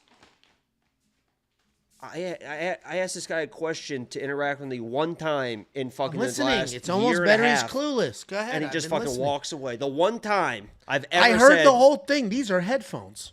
It's crazy how they work. okay, next time Tiffany's talking to you, I want you to just leave the room and let me know how she responds. She's bigger than you. I have like a hierarchy of height. Oh, bullshit. Okay. Do I have to pull up that pizza picture? But tell me if you 2021? agree. Let's try to stay on topic here. Okay. because I just ordered some cinnamon rolls, and I can't wait for them to get here. And I hope they get here while we're still on stream. That's going to be disgusting sounding. And the person picking up my order has done 17 fucking deliveries. I'm about to lose my fucking not mind. enough. I need this. Diana, I need this. I'm stressed out of my mind now. But tell me if you agree with this. It's almost better that he's so clueless, because in his Contender Series fight, when he did get taken down, he didn't try to do anything, right? He was just elbows tight, in the guard, keep him close, and just fucking laid there. Like, he was looking at his corner. I think his corner was being like, don't fucking do anything. When people fucking start learning these hip escapes, these different sweeps and stuff, when you're against a guy that can submit you, and Robert can submit you, when you start learning stuff, that's when you make mistakes. You think, oh, this worked in practice, and all of a sudden your neck is taken. You're like, oh, shit, or they get on your back or whatever it is. It's almost better, and we'll see, maybe he has improved it, but it's almost better that he is just so clueless that he doesn't try anything, can just get to the next round, and then work a knockout after that. So that's what I'll say about his grappling. His takedown defense, there's not a whole lot of technique in that either, but he's just so fucking strong. He gets his underhooks, and if he gets his underhooks, you're not going to fucking take him down. So I don't think the takedowns are going to be there, and Ateba is definitely the fucking more powerful, dominant striker. So I just kind of played it. I think I'm a parlay as well, but I played around 1 as well, because this guy will get after it. And Robert, he's going to have to close the distance at some point if he wants to try to do anything, and I think he's going to get sniped. So I'm on Gautier, and I feel pretty good about it. Yeah, I mean, that's what should happen. Obviously, some questions can be answered if they end up on the ground. I agree with you. You asked me a fucking question, criticized me for walking away, and you didn't even let me answer. Yeah, that's what you get. Absolute joke. I agree, because if he's just going to turtle up, you're not giving him an arm, you're not creating a scramble, you're not pushing up to get hooks in. It was almost like our early grappling exchanges where I just kind of grabbed you and I didn't fucking move. Like, I'm not gonna fucking just froze, just like. Well, because then you're like you literally are trying to push limbs to try to make something happen. Yeah, so the second I fucking moved, I got fucking choked out. That's what I've been watching this since it started. Old school MMA or old school UFC, when they introduced the stand-ups and stuff like that, so not true old school, middle of the road old school to get regulated. People you would train lockdown techniques. You would literally train lockdown techniques where you just hold somebody's head and lock it down like this and just hang on until a referee would stand you up. That doesn't happen anymore because everybody's just too good, but there is something to be said about how come nobody ever tries Ezekiel chokes when what's his name has been so successful with them from the bottom? Nobody ever tries them. You think you just kind of try them. Olenek. He got like 3 Ezekiel chokes on the bottom. And what is crazy, he doesn't even have a build for shit like that. You know what I mean? It's not even like he's crazy arms. Yeah, and people all the time like have a headlock position to stop posture and stuff. You would think they would at least try once or twice or something. I don't know. He's an unbelievable grappler though, but I hear you. It doesn't seem like it's that hard of a choke. Obviously, you have to do it with the right technique or whatever, but no, you dig. I saw him you dig your fist into the fucking jugular. Yeah, and then slide it. The hell was I saying? Oh, $9,400 in DraftKings. Let me ask you a question here, just to kind of tie this up. If you had to pick one of these guys to be friends with, who would you pick? Does Ateba speak English? What if Robert doesn't speak English, asshole? The hell? I've heard him speak English. Oh, have you? I think so. Maybe I'm thinking of Jiri Prochazka now. Oh boy! If they both speak English, I'm going with Ateba because he's the badass. But if only one of them speaks English, I'm picking whichever one speaks English. Easy. Why is he the badass? Because the other guy's got tattoos. No, Ateba knock your head off with like that. Where Robert seems like the type of guy that'll get you in some trouble at a bar because he's fucking crazy. No, thank you. He was on the Embedded. He's actually pretty chill. He went on fucking Bourbon Street and sat down and listened to a fucking fortune teller give him his fortune. He was like, I don't believe in it, but it was pretty cool. There you go. Yeah. So, all right. So maybe he's not so bad. So he speaks English. Interesting tidbit. If you want to check out every pick, every bet, every tool, WeWantPicks.com. Click Become a Member at the top. It's all available in one package instantly for you. Bunch of super chats here. Johnny Castaneda, Fugitt. Fugitt about it. He is not going to win. Germany finally gets one. LOL. I agree with you. Fugitt should not be winning that fight. We have Fargaz 3. If you What do need you think a new about Pfeiffer chain. and Abus? I think that was rumored. Well, Strickland beat Abus, right? That was just with sheer volume, though. And Pfeiffer doesn't have volume. Now. Abus Yeah, is different now. and Pfeiffer doesn't have volume. He's got power, and if it doesn't get you out of there early, he will fade. So that actually will be a good matchup. Fuck it. Fargaz at $2. If you need a new chain, because the green, hit up actually real. Capote Diamond. What Capote Diamonds is? No, it's not like Oh. real, but it's not fake. Did you get my reference? Do you remember that episode of Saved by the Bell where they all got the chains and they were all green? Are you too young for Saved by the Bell? You're not too young for Saved by the Bell. fucking college years Yeah. and everything. I was I loved the college years. Yeah, the college years was was fucking great. Yeah. awesome. I did love the college years. Those characters might have been better than the original. I Saved by the agree. Bell, the original, where was it filmed originally? I don't know. It was called, originally was called, what was the original teacher, Miss Apple? Oh, yeah. They moved on. Yeah. So it was originally like supposed to be a show based around her, and it was called like Her Name or something like that, or Yes. something to do with the school. And the school was based in Indiana.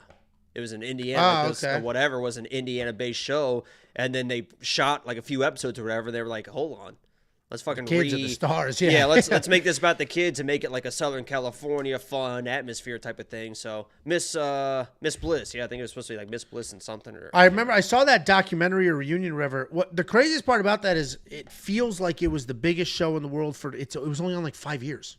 It feels like it was our entire childhood. Yeah, fucking it's like since I 5 was years. like 6 years old to like fucking 16 or 17 years old. Yeah, no, it wasn't that long.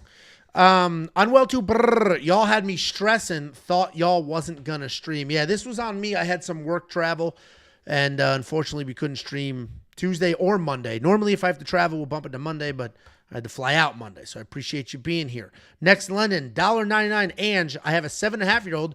What would be good gloves? Well, that's why I got up. We can give you a pair of Jacob's gloves. Go ahead and say it. Go ahead and say it. These are my daughters. I've got 2 different styles. These are all Hayabusa gloves. By far, quite literally, the best gloves you're going to get in this space, period, end of story. We do have a promo code, so that does sound like I'm pushing a narrative here, but I promise you, they're the best gloves you're ever going to get. Different fabric here for wiping sweat. This is the one that I got These are pretty inexpensive Angelo as well. right in the fucking nose with right here. You can still see the fucking imprint. Okay. What the fuck are We you have laughing at? I fucking fucking just... Yeah, nice, great. This comes in a bunch of colors. This is just the standard pink. They have a pink with a star, and then they have a fairy one, which is awesome. My youngest loves the fairy one, but they also come in different sizes, 6 ounces, 8 ounces.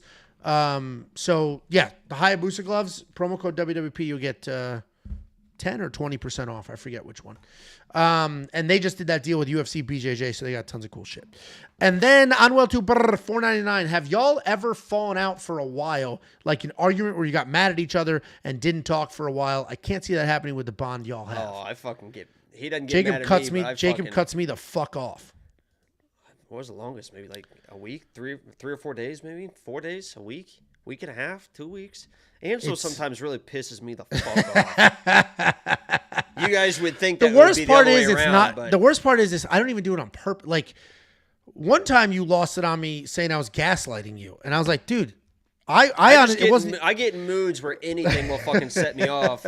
And then Angelo, back in the day, it was like just him asking for the graphic would be like, fuck you, you bitch. Like, fucking, I'm not doing that because I used to have to do all the graphics or whatever. He'd be like, hey, where's that graphic? I'm like, fuck you, you do it, you fucking bitch. Well, Yeah, I get used fucking, to. I'm fucking competitive. I get emotional. I get fucking. He's got every single emotion, peaks and valleys. I'm on every spectrum. Yeah. But it's never been like Jacob would just be like, fuck you, and then shut off to the world. We've never had a big issue that's been like, oh, Angelo fucked my girlfriend. Yeah. Because he could never fuck the girl like that. I could fuck her. I could bring her on right now. Oh, that's your gay friend. No, that's that's what my. I do a podcast with that guy. Oh, he seems gay. Who's that, Joey? So Camasta? soft. His hands are so soft. Out and about. Oh, also, was it Next Lennon that asked about the gloves? I'm building this glove wall to my right. These are all Hayabusa gloves. Those are Mayweather's, and up top, That's the pink little girl fairy ones. And the bottom are the focus mitts. Cool. So, yes, Hayabusa. Hold on. Click. Ooh, And I don't lined it look up like nice. fucking Edge. Somebody said, dull edge or something like that? What'd they say? I forget. What? Somebody said on your video, this guy looks like Edge. Who and then said somebody that? said, Who's that bitch? Let me Who's find this that bitch's bitch? name. I'm going to send one DM and fuck his mom. Next up, at UFC 318, we have Francisco Prado taking on Nikolay Veretennikov. This is another really fun fight that could go a couple different directions. We got Francisco Prado, 12-3 in his career, 2-3 in his last 5. He's coming off that decision loss in his welterweight debut, taking on Nikolay Veretennikov, 12-6 in his career, 3-2 in his last 5. He's looking for his first UFC win. And I'm not going to quite classify this as a class of styles because Francisco Prado can do all the things, but his opponent can really only do one. Francisco Prado has powerful strikes. He's got good wrestling. He comes in hot. He's got a good Muay Thai clinch. He keeps his head straight up in the air, which is kind of a problem, but he's got that big-ass square head, so he can take a good shot. Francisco Prado is a very good fighter. My only issue is he's too damn small for this weight class. We saw that in his last fight. His issue with Jake Matthews was that he was a little too small. He couldn't force the things that he could force at his old home of lightweight. But Francisco Prado is a very good fighter, and he is taking on a very good striker in Nikolay Veretennikov. This guy is fast, he is powerful, and he is aggressive. He plots forward, he sends everything with 100% intent. He will occasionally set some things up with some low kicks, but for the most part, he's going to come in, he's going to throw big hooks, launch right hands, try to make something happen. You can exploit his wrestling holes. There are some gaps on the ground, and for that reason, Francisco Prado is going to be the pick. He's got a good enough chin to eat whatever monster shots come his way. Hopefully, good enough awareness to say, I'm losing these striking exchanges. Let me go ahead and grapple, and he should be the better grappler. Even though he's going to be a little too small here, I think he should go back down to lightweight, but Francisco Prado is still the pick. What do you think, Jacob? Yeah, I got to stay with my boy Prado here. He was a lock of the week versus Jake Matthews. Honestly, I thought about this. I think I was texting. I can't remember. We were talking about something, but I have to thank Prado because he was my lock of the week against Jake Matthews. That fight allowed me to see the real potential in Jake Matthews. So although Francisco Prado lost that lock of the week, I in turn made Jake Matthews my lock of the week that won last week in a time where I needed that more than anything. I needed a fucking lock of the week win. And Jake Matthews came through, and it's because of Prado because of that. I like Prado, well-rounded. His power is probably a little bit overrated at this point. He wasn't really even hurting Jake Matthews at all. I said in that fight that he should grapple to win because Jake Matthews can be taken down even though he's a pretty good grappler. He got a takedown and then never really tried after that in the second or the third round, which really kind of fucking pissed me off as I was sitting there. It was still a close fight. We see how good Jake Matthews is. He's a dangerous guy, good striker. It was still a close fight. Prado just kind of wasn't doing enough.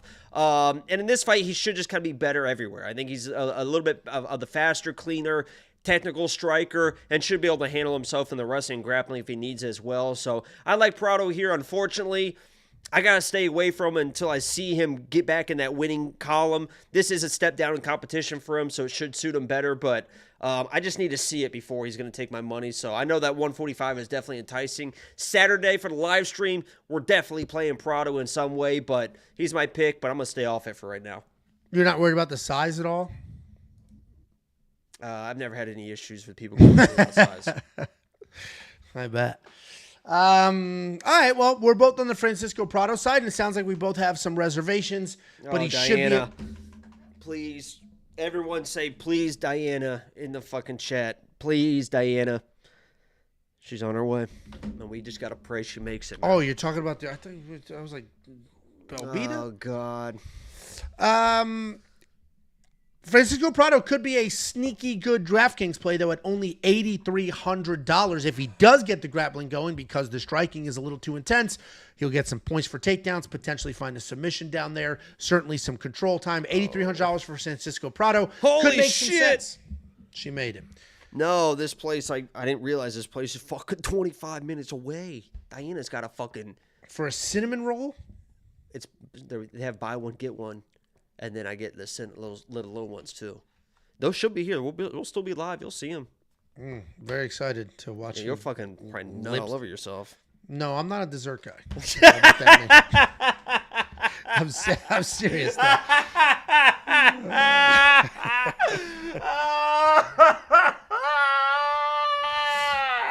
Okay. All right. It's the truth. Shut the fuck up. Shut the fuck up. Shut up. You said that was such a straight face. And I'm dead serious as well. All right. Next up at UFC 318, we have a grudge match in the making. This is a rematch. This first fight happened in a hotel lobby and is now officially happening sanctioned in an octagon. We got Marvin Vettori taking on Brendan Allen. Marvin Vettori 19-7 in his career, only 2-3 in his last 5. He is on a 2-fight skid, taking on Brendan Allen 24-7 in his career, 3-2 in his last 5, also on a 2-fight skid. Marvin Vettori has been the same guy for many years. Hold on, real quick. It has to do with this breakdown. Before I break down maybe a beautiful Brazilian or something to that former lock of the week, I always say, hey, I'm a little biased in this. Maybe take what I have for a grain of salt. Do you want to give the community any transparency here? I'm not biased towards Italians.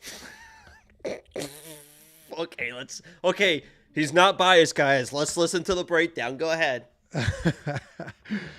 Marvin Vettori, top 3 best-looking guys on this fight card. He's got good takedowns, good grappling, a fantastic accent. He's got some attitude. He's all-round a very good guy. In all seriousness, no, he does have pretty good striking. It's not amazing. He does have pretty good grappling. It's not amazing. What he does have that's as amazing is that chin. You cannot knock this guy out. You can't stun him. You can't hurt him. He will just take his beating. But he's also consistent. He will move forward. He will fight. He's always angry all the time. He's always moving forward. He's always trying to make something happen. He's taking on Brendan Allen. Brendan Allen is a tricky guy to break down because Brendan Allen is a very good fighter. He's got a BJJ black belt. He's got good takedowns. He's got good striking. He is very good at each individual MMA thing. And I guarantee in the training room, Brendan Allen is probably one of the best training partners anybody on that team has. The problem is in execution. In the octagon, he only does one thing at a time. He's either striking or grappling. It's very hard to find a Brendan Allen fight where he's having success with the hands and then transitions to wrestling. Or he's having success with the hands, then I just did that example. Or he's not having success with the hands, so then he transitions. He just has a game plan and he sticks to it. If you want to rewind a couple of fights, when he lost to Nasruddin Imavov, he had a little success early with the wrestling. Nasruddin made the adjustments. And then from that point forward, Brendan Allen was embarrassing himself with those grappling exchanges. And obviously, we know Nasruddin's a very good fighter, but the point I'm making here is Brendan Allen's tough to break down because he's a very, very good fighter. And between the two of them, Brendan Allen has the better individual skills. I think he's a better wrestler. I think he's a better grappler. I think he's a better striker. But when you put it all together and you get into a fist fight in a cage, I do think Marvin Vettori can win this fight. First of all, his head is made out of the same stuff that fire hydrants are made out of, so you're not going to hurt him. His takedown defense is pretty solid. He's a big guy. He's going to keep his hands going. He's going to stay in your face. He'll shoot his own takedowns. Marvin Vettori doesn't get frustrated when he's losing. You can't break him. I think Marvin Vettori can win this fight. I think Brendan Allen is just in a weird spot where he doesn't quite know who he wants to be as a fighter. Am I a striker? Am I a grappler? What am I going to be? Marvin Vettori's the pick. What do you think, Jacob?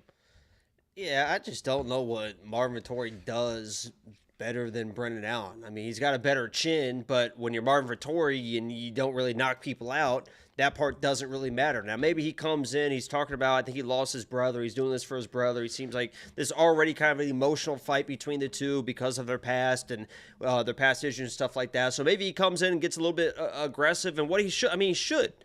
He should come in and get in Brendan Allen's face and push the pressure and force the grappling out of Brendan Allen because Marvin Vettori can handle, he should be able to handle the takedowns of Brendan Allen. And if Brendan Allen comes in and thinks that he's going to take this guy down and out-grapple him, it's probably going to be a mistake. And it might look like that Imavov fight where he just forces it so much and he just feels like he has to get it, and then he starts slowing down. Losing against Imavov, getting buried against Fluffy is 2 losses. It's like, okay, maybe you're not a top 3 guy, but you can still be a top 5, a top 10 type talent. And I think Brendan Allen is. I think he's the better striker in this fight. He's the better, cleaner boxer. He's had issues with getting outstriked in the past by actual good boxers, but Marvin Vettori is just kind of is what he is. He's tough.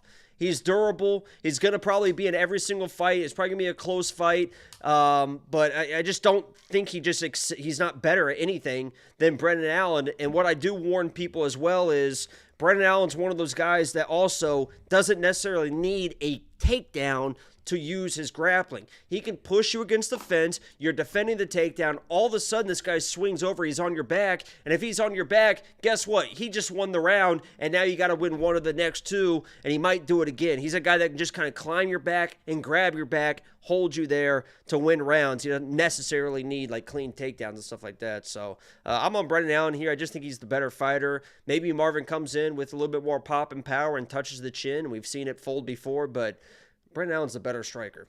So I agree with most of that. We have the same assessment of the fight. We just got to different conclusions because I think Brendan is better than Marvin basically everywhere. But he doesn't put it together as well in the cage as Marvin does. So that's why he's on the other side pretty there. damn good at times. At times. Marvin, I guess I'm going with reliability here. I trust him to just do Brendan Allen looked like fucking like, oh, he could be a fucking champion the way that, because it was always like, is his striking going to come along? He always tries to, and all of a sudden it's like, oh shit, he's fucking boxing some fucking people, and then he runs into Imavov and Fluffy, and it's like, okay, people are just kind of giving up. He also he was going to lose to Chris Curtis, and then he lands that one knee or something at the end, which stole that round, which is how he won that fight. He dogged the shit out. And I'm not saying Brendan Allen sucks. Like Brendan Allen's a very good fighter. Great guy. I was like, hey, Brendan. Seems like a good dude. You staying healthy or are you getting healthy? Because that was when he had like that weird staph infection. He was like, yeah, man. He said it like that? He's a little Jamaican. Yeah, man. Boom, God. He is fighting at home. People love that narrative. Maybe it matters, maybe it doesn't, but I will point that out. Brendan Allen is also a Louisiana boy.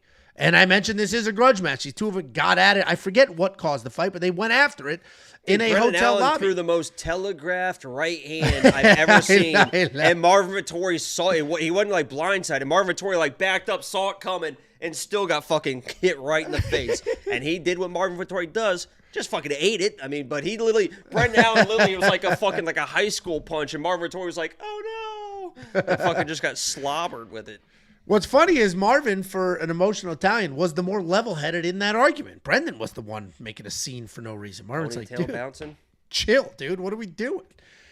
Anyway, Jacob and I are split here, and frankly, I do think the odds are wide. Do you agree the odds are wide or no? No. He's a 2-1 fighter. He has actual power in his hands. He's dangerous on the ground. He's got takedowns. He showed he can be tough.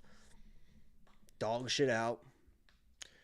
It'll be an interesting fight. I sort of criticized the fact that this was not the featured prelim. This should be the featured. Both of these gentlemen, I know. Both of these gentlemen have headlined fight nights before. Straight up headlined fight nights. And now here they are, relegated to not just the prelims. They're not even the featured prelim. They're the fight before the featured prelim. $7,400 in DraftKings Fantasy, $8,800. Brendan Allen is not worth $8,800 on DraftKings Fantasy, mostly because of how insanely durable Marvin Vettori is. Marvin Vettori has $7,400. Oh, Diana. If he can get it done, he might be worth $1 or $2. And if you want to unlock every pick, every bet, every tool, everything that we offer, WeWantPicks.com. Click Become a Member at the top. Angelo split his pants wide open. No surprise there. Oh, did you see somebody, I can't remember, it's one of our OGs, said that at the press conference today, somebody yelled, "Thank you, Dan." Really? That's what they said. Oh, man. Oh, that's awesome. Oh, man. Why'd you get so fucking homosexual about that? Because in my head, I was like, I wonder if we can find the clip and grab the clip. You guys almost heard that phone call voice. Really? Oh, wow. If that actually happened, find the clip. I would absolutely love that. Oh, that'd be insane. Oh, my God. You fucking bust a nut.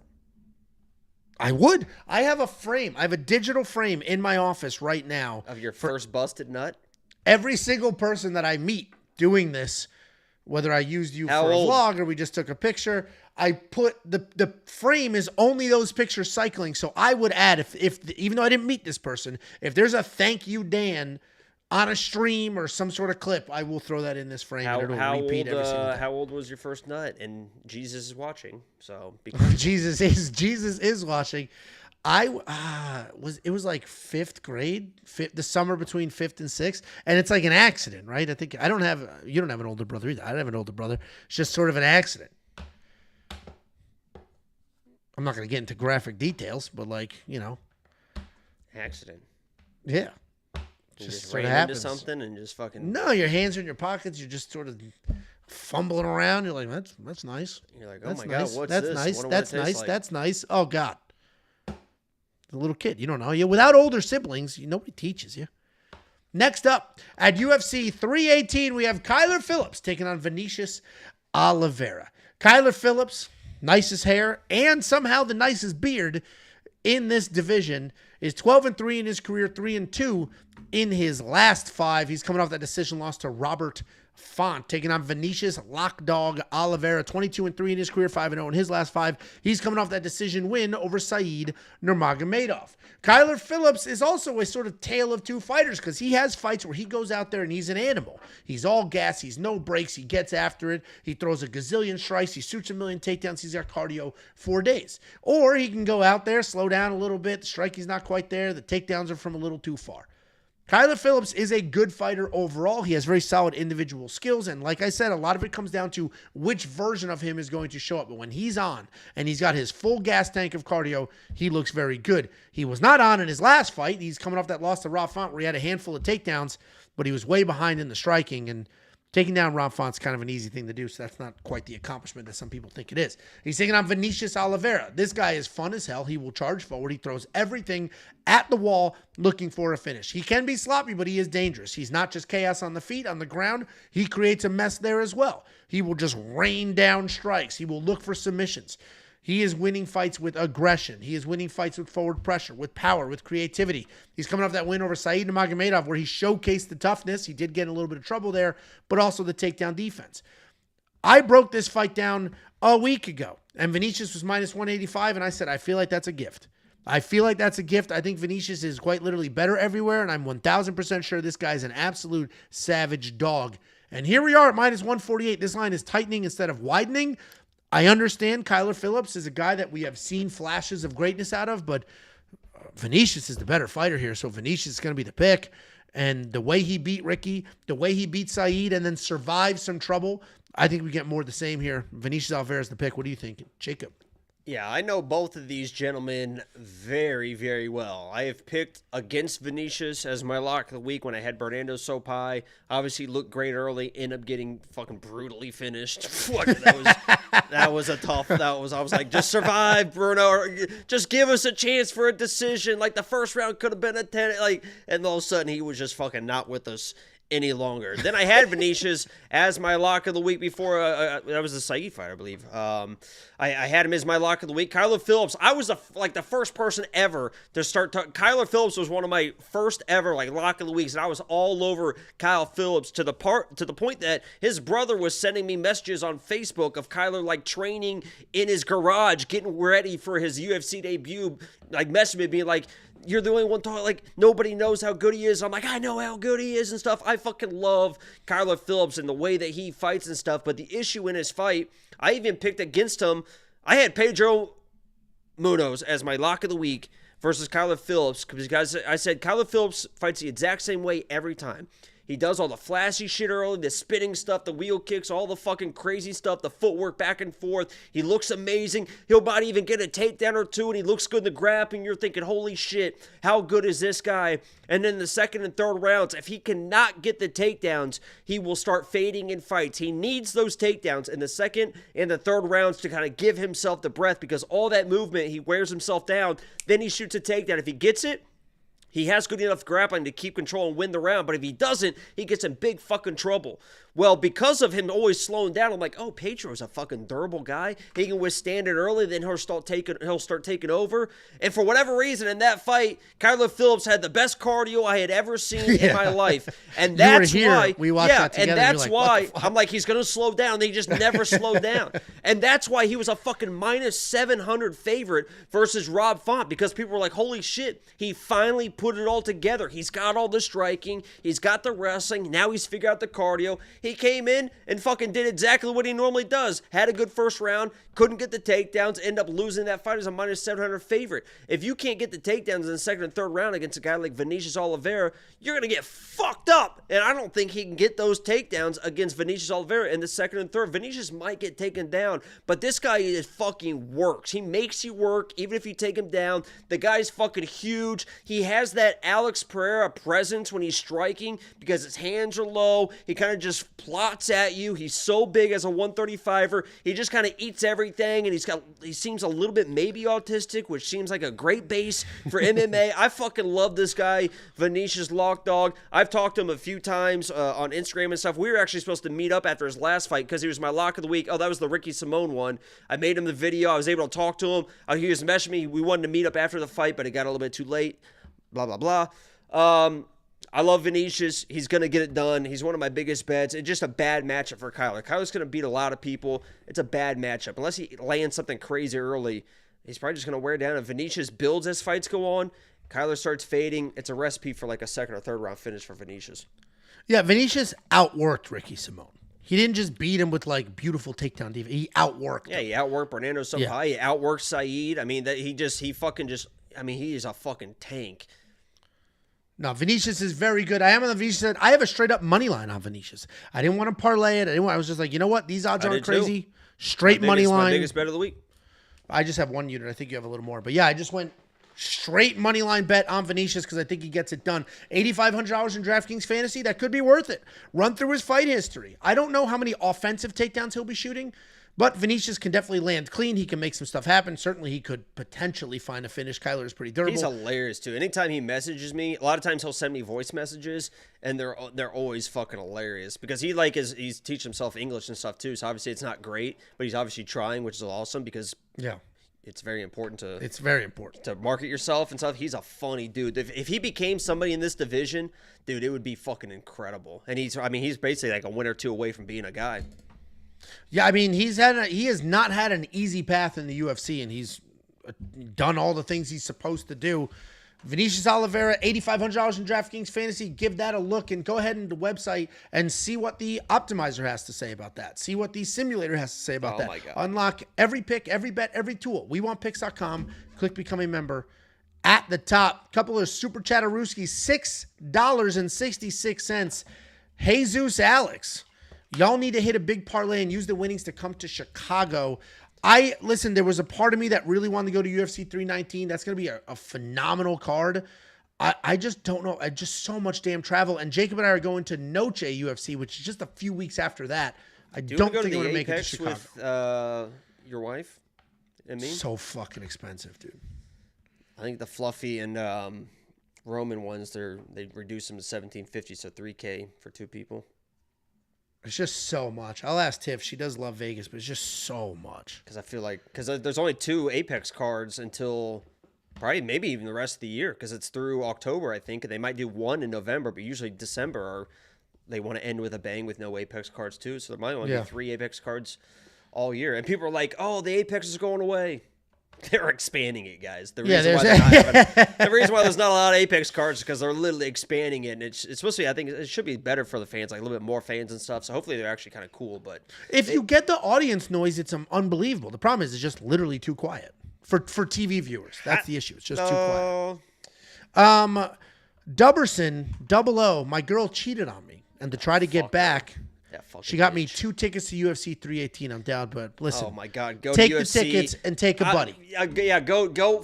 Fuck the shit out of her right before you go. Take your friend, say, "Oh my God, thank you so much," and then fucking dump her ass the next day. You don't take that cheating bullshit. There's no way. If anybody ever cheat on me, there is no fucking get the fuck out of my life. What the fuck? Because you're always going to be wondering the rest of the time, is she doing it? Is she not doing it? What's she doing? You're going to be a fucking mess the whole time. It fucking sucks. Rip the Band-Aid off. Get rid of her because she's either going to do it again or you're just going to think she's going to do it again for the rest of the time you guys are ever together. It's never happened to me, but fucking there's no way I'd put up with that bullshit. I just quite literally for the mental health aspect, I agree because every text messages she gets from now on in the history, she can just be looking at anything. You're gonna be like, what's she doing? What's she doing? And oh my God, Diana's lost. She's in the wrong complex. No, well, There you go. Pedro said our tickets out for Noche UFC. We did the VIP package. Those tickets come out before regular tickets do, which is how we are going.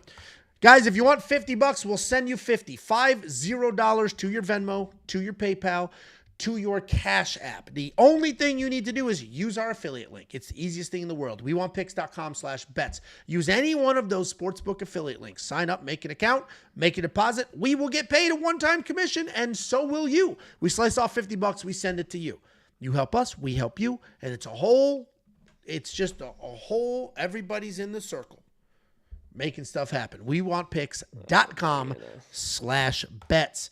Guys, this is a vlog. UFC 318 is a vlog. And if you want to send mail for the vlog, I will open it on the vlog. Read the letters, do all the things. We have a nice letter here that I haven't opened yet. Somebody sent a very sketchy picture of me, Jacob. Somebody took the time to screenshot me in a precarious position on one of the videos. They screenshot it.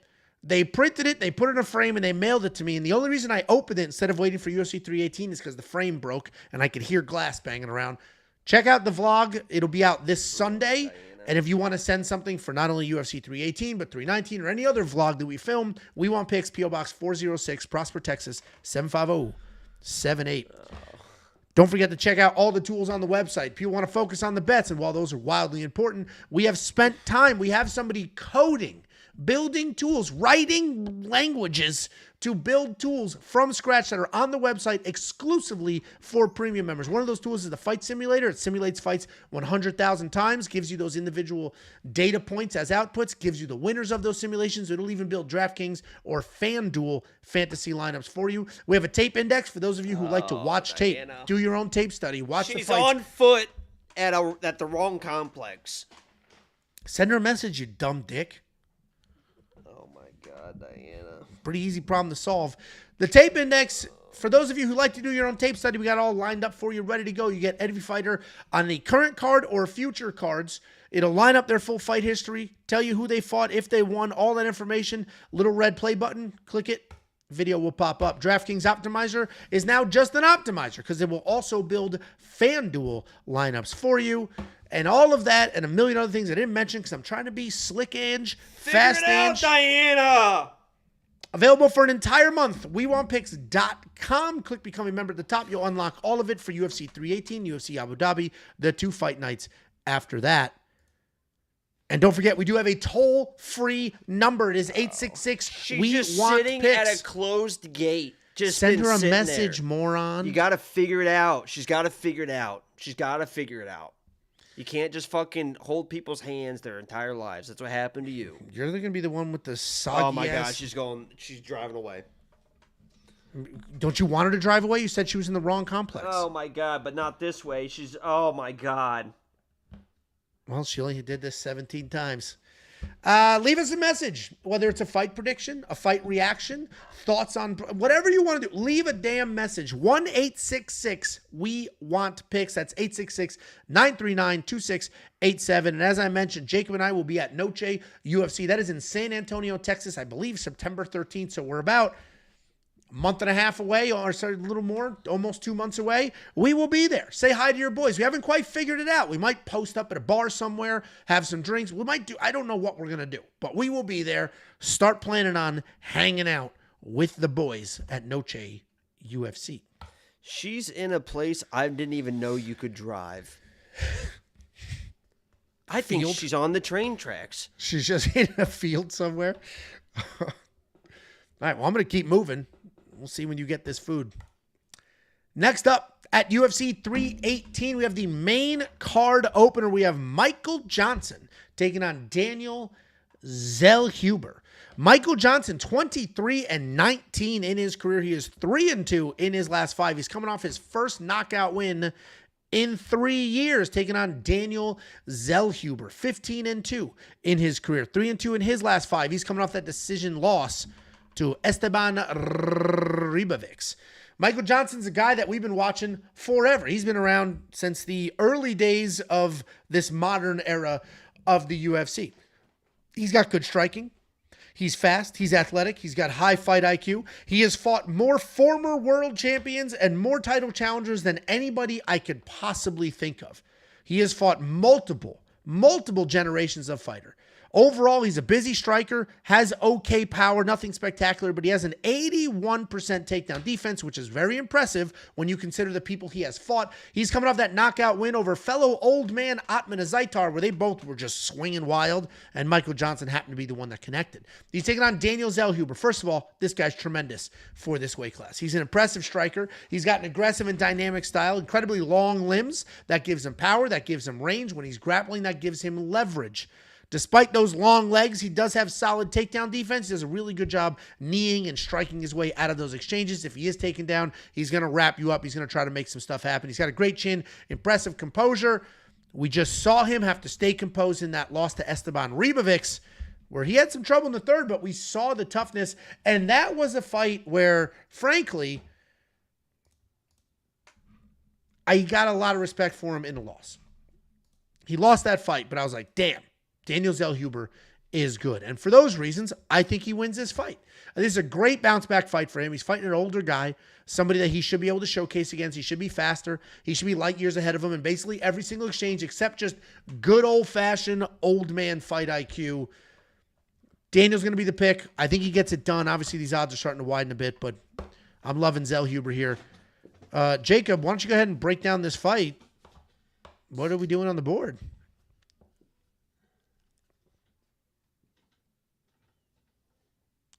For those of you who only listen and you're listening on Spotify, Jacob is drawing a map. This is what's happening right now. My cinnamon rolls are here. Okay? There's a gate that doesn't open. And to get to this, you have to go out to the main road and then come into my complex. This gate does not open. The driver is here. She keeps going back to here. She goes here to leave the complex, but it tells her to come back this way, back here. So she does. The gate doesn't open. So then she goes this way, and then it tells her to come back this way, and she does. And then the gate still doesn't open because it doesn't open.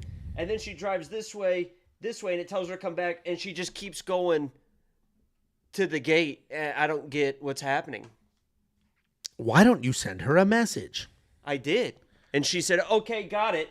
And she started going this way, and then she came back and then went back to there. So she did not get it. She does not get it. That's unfortunate. But you know who does get it? Is Daniel Zellhuber. This kid is a lot of fun. Good striker, good submissions. There's actually some bad blood in between. Oh. Go ahead. Not sure what that's all about. Yeah. Say it if you're going to say it.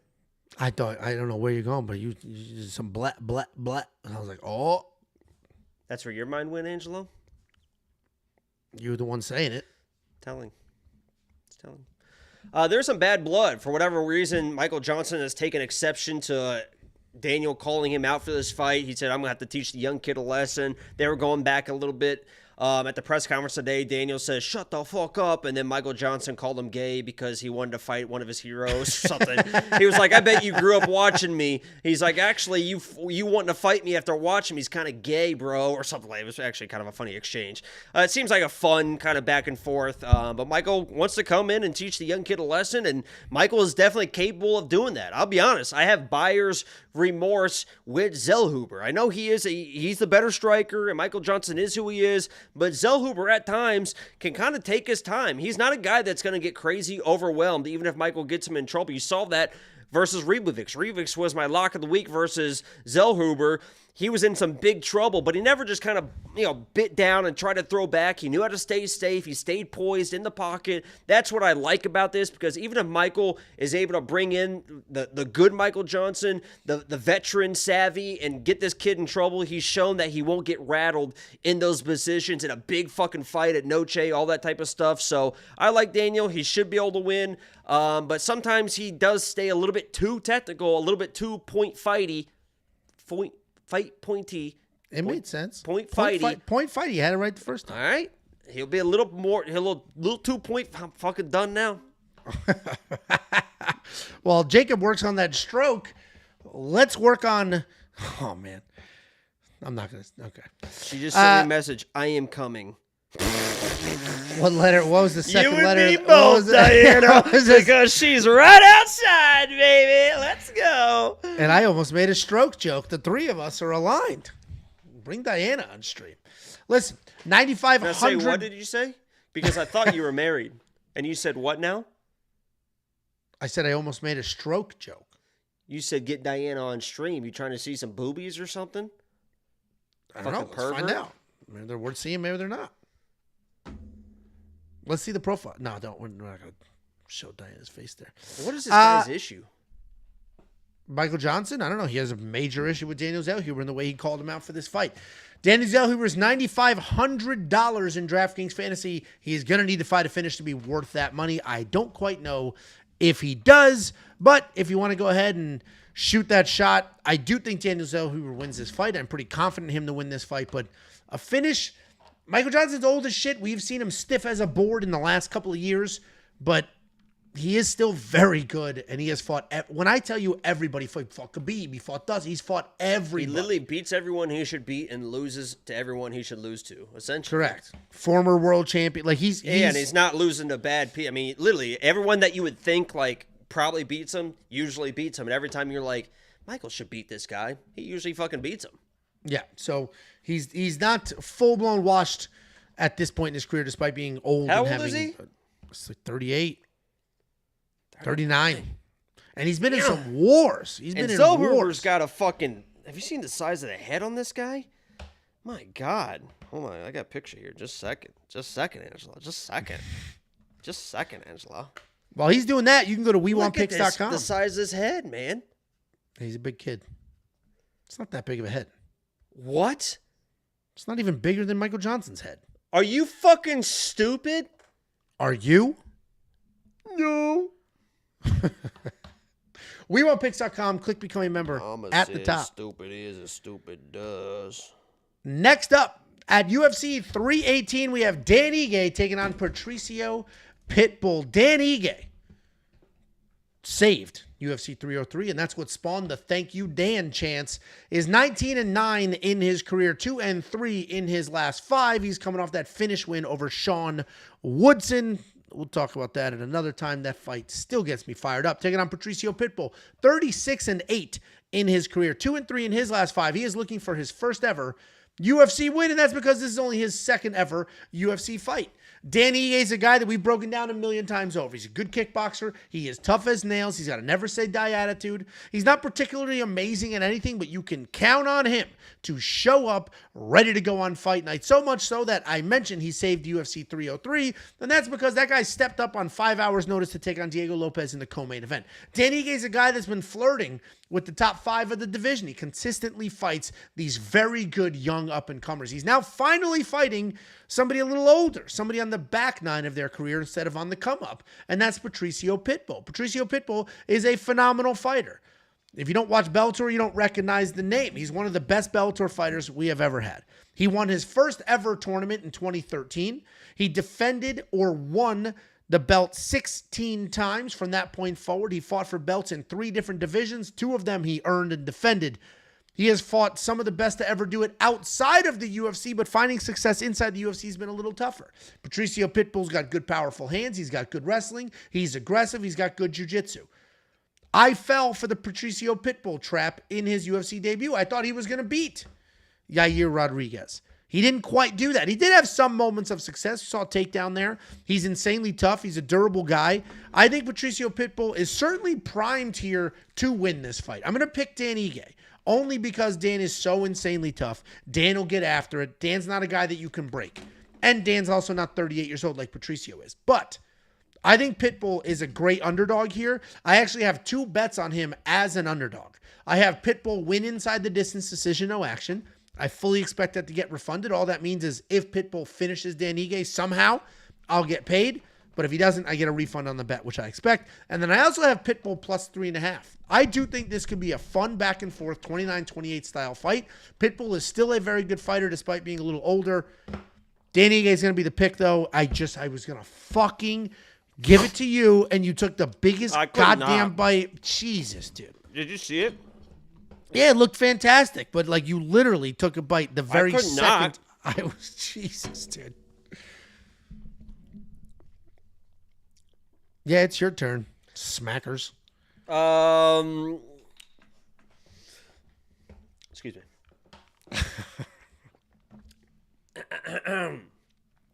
Yeah, this should be a obviously if that the Pitbull that is an underdog for a reason, the one that came in for that fight versus a year. If that same Pitbull comes up or shows up, he's gonna get fucking smoked. Ige is more than capable of beating the guy. I know the resume of Pitbull, but for what he's shown, we haven't really seen it. But this is going to be a much more favorable matchup for him. This is like a tailor. I mentioned my quick video. See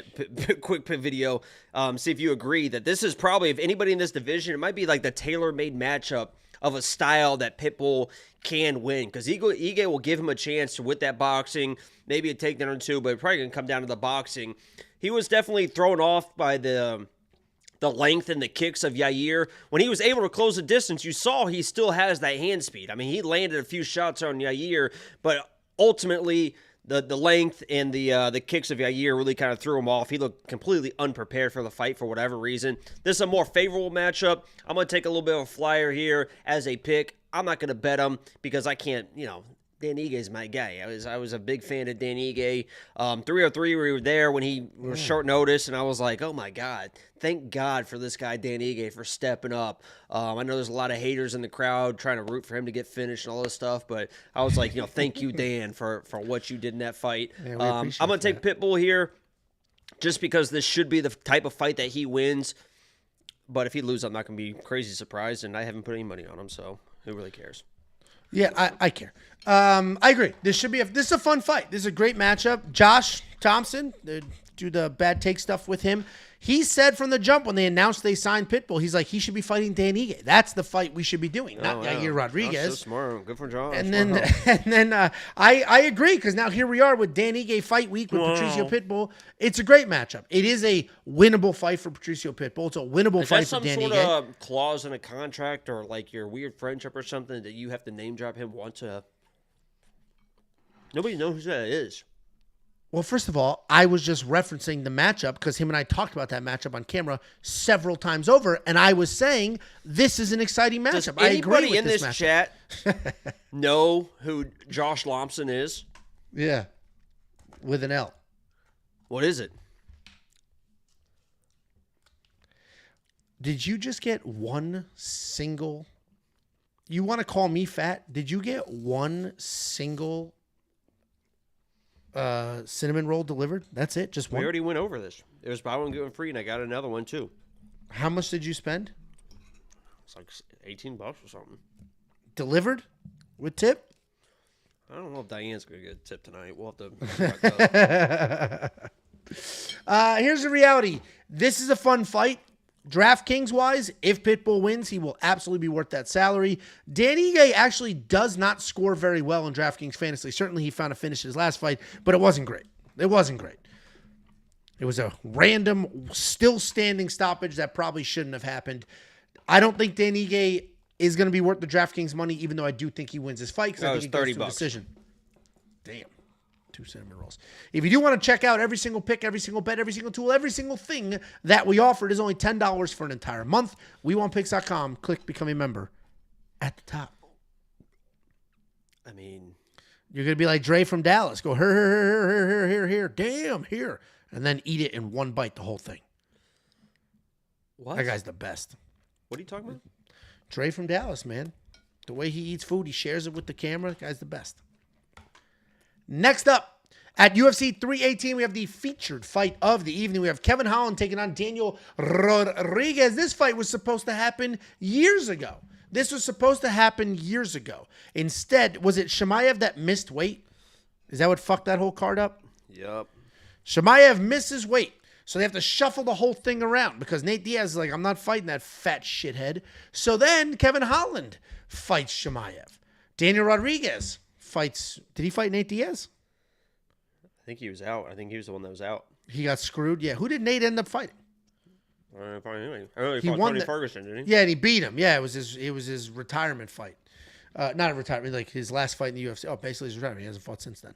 The reality is, Kevin Holland and Daniel Rodriguez were supposed to fight a while ago, and now here they are. Yeah, there you go. And now here we go. We got Kevin Holland at welterweight. Welterweight Kevin Holland's a different guy to break down than middleweight Kevin Holland. He's 28-13, 3-2 in his last 5. He's riding back-to-back welterweight wins. He's taking on D-Rod, Daniel Rodriguez, 19-5 in his career, 2-3 in his last 5. He's on a 2-fight win streak of his own. Kevin Holland at welterweight is a fast, accurate striker. He's got the speed. He's got the pinpoint accuracy. He's got the grappling chops as well. Takedown defense is not great, but actually at welterweight, it is somewhat improved because he doesn't quite get bullied. Kevin Holland is a guy that fights every single freaking month, most recently last month when he beat the absolute piss out of Vicente Luque. He's taking on D-Rod, Daniel Rodriguez. Yeah, he beat the shit out of him. He rocked him on the feet first, too. Daniel Rodriguez is a very good boxer, not a kickboxer, a boxer. He picks his shots pretty well. Takedown defense is pretty good. Doesn't have much grappling to offer. Overall, Daniel Rodriguez is very tough. He will get after it on the feet. He will move forward. He's a professional. The problem is he's a pretty one-dimensional guy. That dimension is good. It's very good, clean boxing, but there's no kicks. There's no grappling to round it all out. It's just straight-up boxing. And if Kevin Holland only has to worry about just the boxing, and Kevin Holland can strike, Kevin Holland can grapple, he's going to be longer, so he'll have that reach advantage.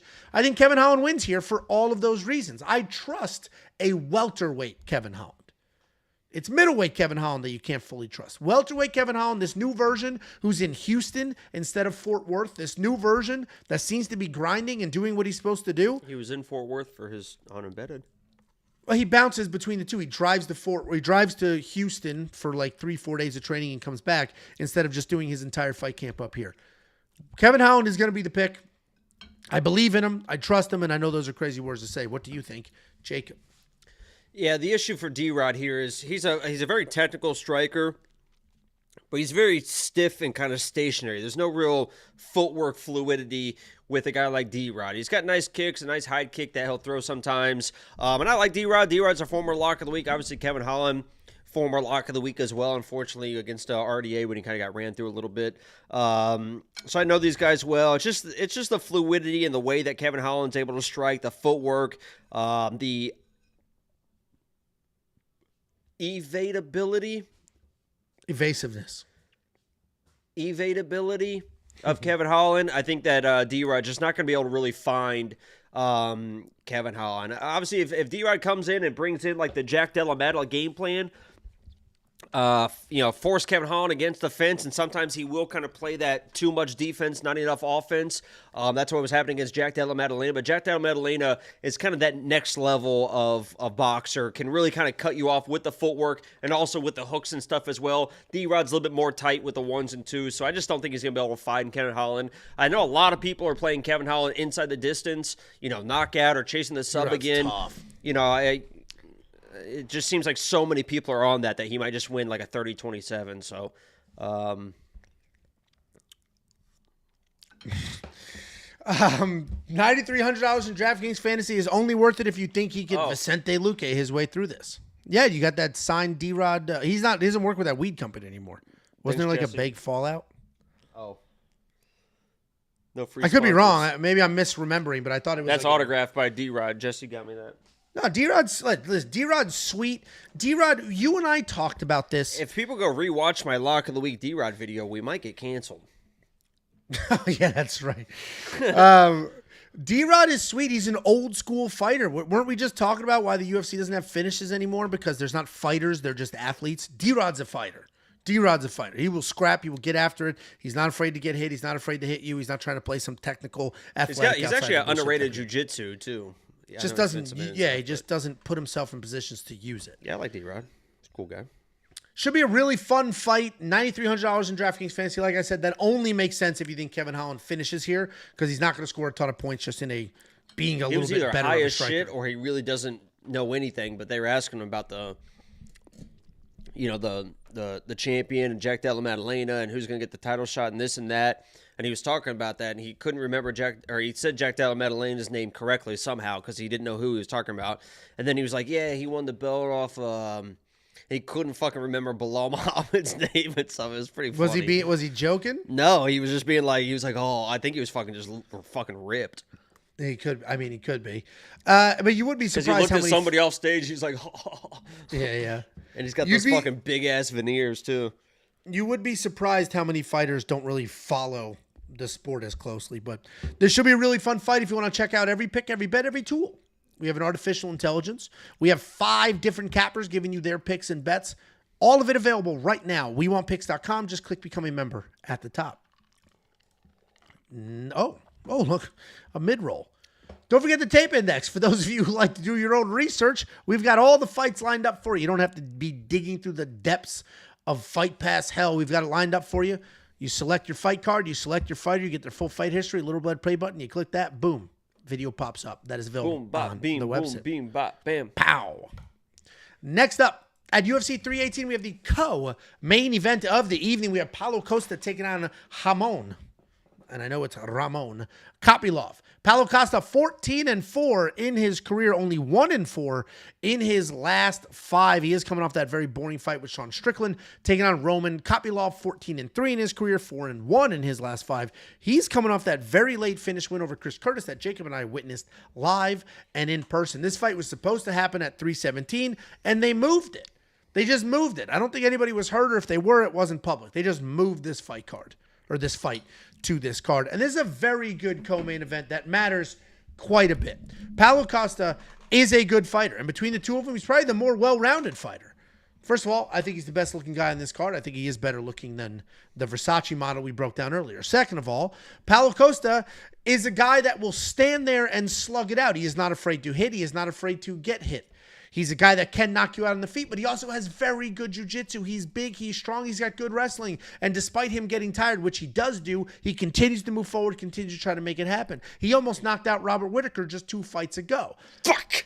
The problem is he's coming off the very underwhelming decision loss to Sean Strickland, where they just allowed each other to be in a staring contest. He's a high-volume guy that will get after it, but he is far less consistent or active as you would like. He's taking on striker Roman Kopylov. Roman Kopylov is a tried and true striker. He's a professional kickboxer that moved over to MMA. He picks his shots really well. He'll settle in and weave together combinations.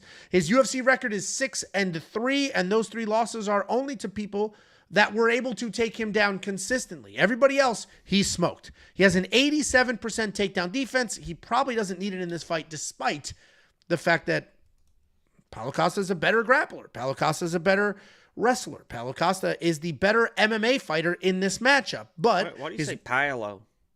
Paulo? Paulo? I don't think it's Paulo. It's not Paul O. It's Paulo. Lily is what it is. It's Paulo. P-O-W-O. Paulo. Anyway, Paulo. Jacob, don't cry, you weird little fuck. Can I make this person the number 1 guy in the Who's the number 1 there? fan now? I think it's been, what's his name? He super chatted like a motherfucker. He shut him down. Everyone gave up. Durex gave up. Like Fargos gave up. Joffer's number 4. Stay in my zone's number 5. Unallowed number 6. Anatu Burr number 7. Listen, Paulo Costa is the better fighter. He's just the better fighter across the board. Sam's 48. What a pussy.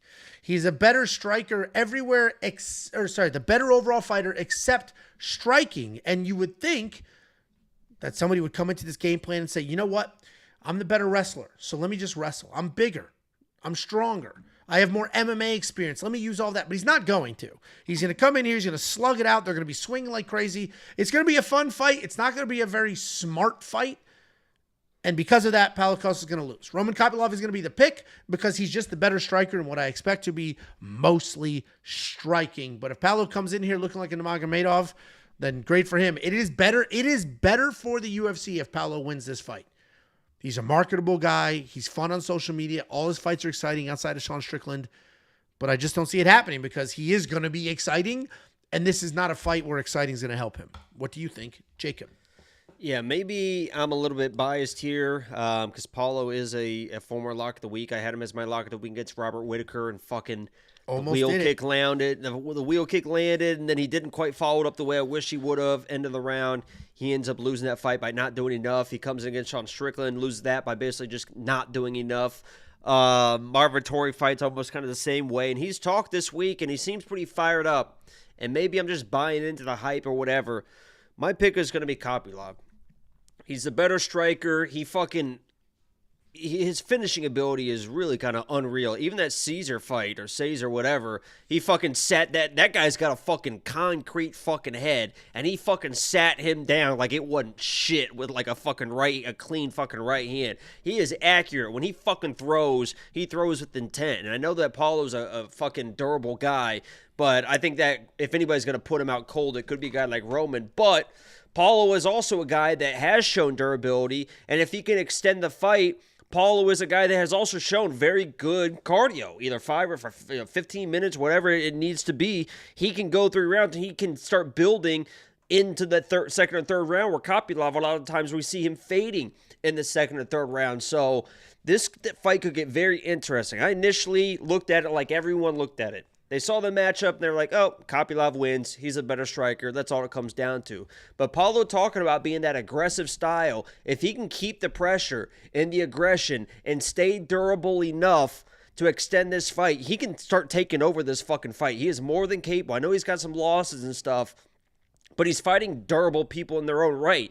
Robert Whittaker, he almost clean. Sean Strickland's durable. Luke Rockhold, that was that elevation. It turned into a fucking sloppy fight. But then you got Marvin Vettori and Izzy when Izzy was like the dominant champion too. So he's fighting good people. He says he's going to bring in the oldie racer style, go for the finish. If he can just keep the pressure on this guy and not get knocked out in the first round, I'm telling you what, I have money on Kopylov. I think we're all going to be sweating those second and third rounds.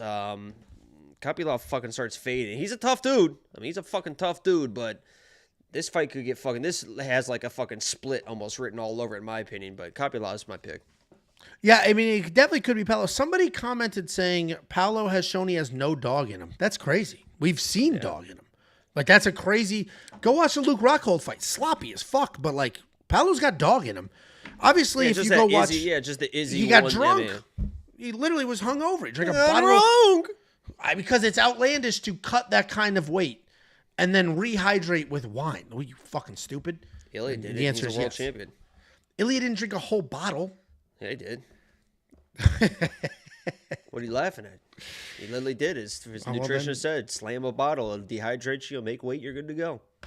Oh, he drank it before, not after. That's what Paulo was doing it too. No, he hydrated with the wine. It was after he made weight. No, it was when he was cutting weight. He said he couldn't sleep, so he drank wine to sleep. Oh, I thought it was after. I thought it was sleep the night before the fights. I think it was he couldn't sleep because he was cutting weight, so he's like, I'm going to drink wine to cut weight, and then he couldn't really rehydrate right afterwards because he was dehydrated from the wine. Yeah, you feel like fucking shit. It's crazy. Either way, this should be a fun fight. I don't quite think Roman's going to be worth the money because I don't think he's going to find a finish.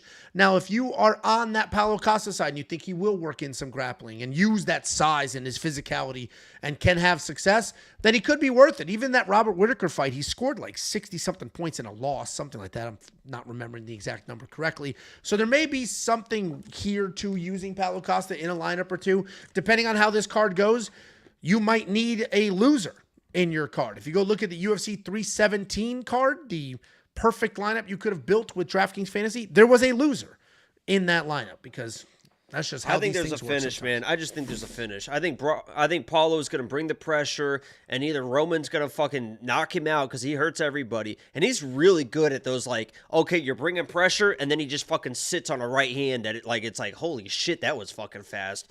And if he doesn't knock him out, I think Paulo just keeps bringing that pressure and wears him down and finds a finish too. I think there's a finish. It could be, and Paulo was twitchy as hell at that press conference. It was kind of a bizarre scene, but if you do want to check out every pick, every bet, every tool that we have, not only for this fight and not only for this card, but for an entire month, just go to WeWantPicks.com, click Become a Member at the top. You'll unlock UFC 318, UFC Abu Dhabi, and the 2 fight nights after that. Next up, at UFC 318, we have the main event of the evening. We have Max Holloway defending the BMF belt against Dustin Poirier. And it's kind of a funny thing because I haven't heard a single person talk about the belt or care about the belt at all. It's all about the matchup, which is great. That's what you want, people to care about the matchup, which also kind of highlights that this belt's a little bit stupid. But Max Holloway... Watch your fucking dirty little mouth. ...is the reigning BMF Don't you have champion. One above you? I did. That one's not stupid. Because that's the reason the BMF belt that I have from beating the fuck out of Jacob makes sense is because it's 2 different weight classes. Like it's a true BMF belt. This belt that they're using here just sort You of gave yourself a belt for No. allegedly Dr. beating Y. a guy with a 100-pound weight disadvantage that's never trained a day in his life, and I've wrestled my entire life. Dr. Y, one of our treasured premium members and viewers, bought the belt for us. But point is, Max Holloway got knocked out in his last fight, but he's still the BMF champion and defending that belt. And I'm not hating on it. I'm just saying it's an interesting fight week where this is a literal title fight. It's Dustin's 4th attempt at an undisputed title.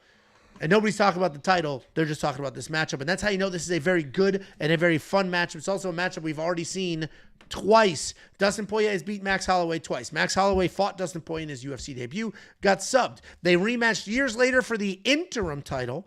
Dustin won that fight, needed a little bit of grappling to get it done. These two are known for their toughness, their grittiness. They are known to get after it. They're known to throw hands. Dustin Poirier is probably the better, more well-rounded overall fighter, but Max Holloway has the insane volume coming from those fists. This is a lightweight fight, 155 pounds. Max Holloway did just get knocked out, but that was at 145 pounds. And not only was that at 145, he fought at 155 right before that. So he went up in weight, knocks out Justin Gaethje, then cuts the weight aggressively. A few months later, fights for the belt, gets knocked out, and now here he is back up again. This fight's going to come down to who you think can execute their game plan. Max Holloway is going to be looking to pour on that volume. He is quite literally the significant strike king. He has landed more significant strikes than anybody in this sport, and the number 2 isn't even remotely close. Or you're going to get Dustin Poirier, who has more power than Max does. He's a little more aggressive. He's the more well-rounded of the two. But Dustin Poirier, at home, in a retirement fight, in my mind, isn't going to fight a smart fight. He's going to fight a fun fight. He's going to fight an exciting fight. He's going to put on a show for the fans, as he does. But what he's not going to do is shoot some takedowns, try to make Max work. I think he's just going to engage in the striking, and when you get Max with that insane nonstop volume, I think Max can win this fight. This is a great fight. I have no bets on this fight whatsoever. I think Dustin is the better fighter. He's won this fight twice. He should win it a third time, but quite literally, because this is at home, I think he's going to be more focused on putting on a show, feeling the love, distracted by all the chaos, and I think it's going to be a very close, razor-thin decision to Max because of the volume. Max is going to be my pick. What direction are you going, Jacob? Max Holloway has never beat a good boxer. Dustin Poirier has never lost to another striker, to an actual striker. Max Holloway is losing fights when people can actually strike. Oh, people are going to say, what about Jose Aldo? Jose Aldo was broken. Kind of broke that man. And then Max came in and played clean up. This guy's losing to Volkanovski twice. This guy's losing to Dustin Poirier twice. People are going to say Justin Gaethje. Justin Gaethje is a brawler. He's not an actual boxer. He's not clean boxing. He can throw a couple good things, but he's not an actual boxer. Max Holloway struggles against good boxers because Max Holloway's style is to stay in your face, be a punching bag, and throw volume while trusting his chin. And when he gets up against good boxers, those people fucking touch him. And that style no longer works. And he can't beat those people. And he'll never beat those people with the style. And now, piled on top of it, that style has now started cracking. We saw it start cracking against Dustin in that second fight. Basically knocked him down 2 or 3 times. Justin Gaethje knocked him down. Now, against another boxer, who, yeah, he's looking okay, he's looking good, then he gets fucking slept by Ilya. Max has never fought and beat a good boxer. Dustin has beat every good striker. Oh, what about Gaethje? Knocked him out. That wasn't a boxing exchange. It was a head kick that he actually had the good defense up. He saw it coming, put his hand up, the foot just wrapped around the back of the neck. There's a reason why Dustin beat him in the last fight. He is the better, more powerful boxer. Max Holloway, to his credit, I'm the best boxer in the UFC. In that fight, Calvin Kattar hit him like 300 fucking times. The guy has made a living off trusting his chin in the pocket to be able to bury you. You throw all the power, he eats it, you get tired, he buries you with pressure. That shit didn't work with Dustin the second time. It didn't work against Volk. It doesn't work against Ilya because these people can actually land power that he has to respect. And Dustin is going to land the same shots that he landed in that second fight where he was just fucking pulverizing Max, clipping him, he's stumbling around, falling against the fence. But now, it's coming off a fight where Max Holloway got fucking knocked out cold. And what do you say, Angelo? Sometimes you don't really know how people bounce back from those type of knockouts. Dustin Poirier is the better boxer. We know that he can go fucking 25 minutes. He went 25 minutes. I mean, he can do. There's no problem with cardio. I know Max should have the whatever, but Dustin's good to go. So he's the better boxer. He's the more powerful guy. He's the one that has wrestling and grappling too. If he needs to go for it, he can muscle a takedown. He can get Max at least to his butt to be able to stall a little bit and control him. He's shown that. So I'm sitting here. This guy's won the fight twice. He's the better boxer with more power, has wrestling and grappling advantage if he needs it. We've seen him go 5 rounds before. He's never really lost a striking fight, usually just gets taken down, and that's how he loses. And he's a fucking dog? Give me a fucking lock of the week on these fucking nuts 10 out of 10 times. I love Max Holloway. He was my lock of the week versus Justin Gaethje. This is not Justin Gaethje. Dustin Poirier is 10 times the boxer Justin Gaethje is. There's a reason why he fucking knocked him out before, and then there's just a head kick the last time they fucking fight. Dustin Poirier is not only going to win this fight, but he's going to knock Max Holloway out, I imagine, early, maybe in the second round, because these boys are going to get after it, and Max is going to think he's got the chin that he doesn't have anymore. Dustin's going to land the power that he was landing in the second fight, and he's going to fucking knock this guy out. Dustin Poirier, lock of the week, under 4.5. Lock it down. Can't wait to be playing this. Ready? Get ready. This is going to be in the lock of the week video next week, and here comes the music. Ding, bing. Listen, I appreciate the enthusiasm. I appreciate the breakdown. I'm obviously on the other side, but my concern is that this is Dustin's last fight and what he will do. My concern is not the skill set. What, he's gonna try and knock the and then he gets in brawls. So, I mean, it's not like it's gonna be anything crazy if he gets in a fucking brawl. It's what he does. Yeah, he even says, I don't try to do it, but every fight turns into that. I'm not saying Dustin's going to get in a brawl and get knocked out. I'm not saying that. I'm saying Max's volume is going to be... Dustin needed the takedown in that second matchup. And I think he's going to shoot a takedown here. Yeah, he had that takedown. What? He needed that takedown to win that round. Dude, he almost knocked him out 4 or 5 times in the first 2 rounds. He dominated that fight. And then Max started to put on 49-46. And then Max started to put on a little volume. No issues started to come with back Max a little Holloway's bit. fucking pressure. No issues. It's going to be a fun He can fight. just fucking throw that left hand whenever he wants, and then Max is like, oh shit, that hurt. It's going to be a fun fight. I am genuinely looking forward to this fight. It's a very solid main event, and overall, this is a very good fight for There's a reason why Max loses to good strikers, guys. He's a fucking punching bag. It's a very good fight card considering the random online hate for it. People want to make fun of this card. This is a good, fun card, and that's what we pay for, to be entertained. People were like, last week was one of the most entertaining cards in a long time. And great people were like, oh, shit, look at this fucking, I can't believe. No, it's just... Derek Lewis main event. Then everyone's like, after the fight, because it's like, that's why you have Derek Lewis in the main event, retards. It's just cool, and you get more clicks to hate on the UFC than you do to appreciate it. This is a very good fight card. We have you say anything good about the UFC, and it's like, oh, how much Dane paying you? Oh, you sucking on his nuts? Dana's nuts? This is the sport that we love. We're all tuning in because we love this sport, and fist fights are fun to watch. This card is loaded with fist fights, and that's exactly what this is going to be. This is going to be a fist fight. You're not going to get any boring wrestling in this matchup. And Dustin, it is his last fight. He has never been afraid to get after it, so I imagine he will get after it. This should be a ton of fun. Yes, Red. I also mentioned on Twitter, and I saw this comment. I thought it was pretty funny. I was like, oh, is anybody playing the Dustin plus 1,400 submission? Maybe he gets a Hail Mary guillotine. And somebody was like, Max won't shoot a takedown, so there's no way he can get a guillotine. It's like, that's not the only way you can get a fucking guillotine. He jumps Gilly. Or you can just find it. You can find it in a scramble. He could fucking take Max down. Max turns to face him a little bit too much, even on the ground. He fucking gets. I mean, that's what he did against Khabib. It just was like, oh shit, here we go. Let's try to turn into this. You don't just have to shoot into a guillotine. Too. The Khabib one was tight. Yeah, you don't just shoot into a fucking guillotine. You can fucking get it in scrambles and all sorts of stuff. You can be in mount and get a guillotine. Oh, people just say things, Jakey boy. Whoever you think wins this fight, throw them in your DraftKings fantasy lineup. You might actually need both, honestly, because these two score really, really well in wins and losses. Carola. I knew you would do that. That can't be a real person. Quintero with a $1.99 super sticker that says tired. Thank you. Can't be real. We appreciate the $1.99. Whoa, top fans, Carola just jumps to number 1 as we end the stream here. Wait a We do minute. have a. Wait, you got my heart all in it. I just wanna be with you tonight, girl. Please, I play this game for you. Wanna see what it do.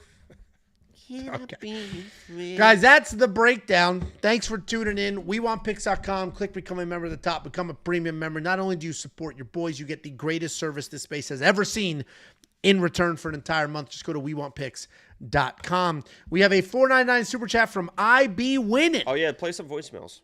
What do y'all think of this fun little retirement fight parlay? Dustin Poirier plus Manny Pacquiao. I don't know shit about who Manny's fighting, but Dustin's not a terrible parlay piece. Tony Ferguson's fighting Salt Bay. I saw that. That's the dude that does the running in place. Wait a minute. Okay. Here's everything you will get with premium. Play and some premium. voicemails. Nobody gives I a will. fuck. Let me get through Nobody this. gives Premium- a fuck. Become Yes, a they premium do. member, blah, blah, blah. $10 a month. If you're not a premium member, I don't know what the hell you're doing. Let's get some voicemails. Okay. We got a couple of voicemails. I got to read them first. Make sure nothing. Hi, Angelo, turns out. Okay. Stop. Okay, here we go. Here's a voicemail from whoever the hell this is. Hi, Angelo. Turns out you and my pops go way back. You guys went to the same school together, and he told me that you used to take other people's food and fight them for it. Shout out Newtown Bees. Yeah. This idiot said Newtown Bees.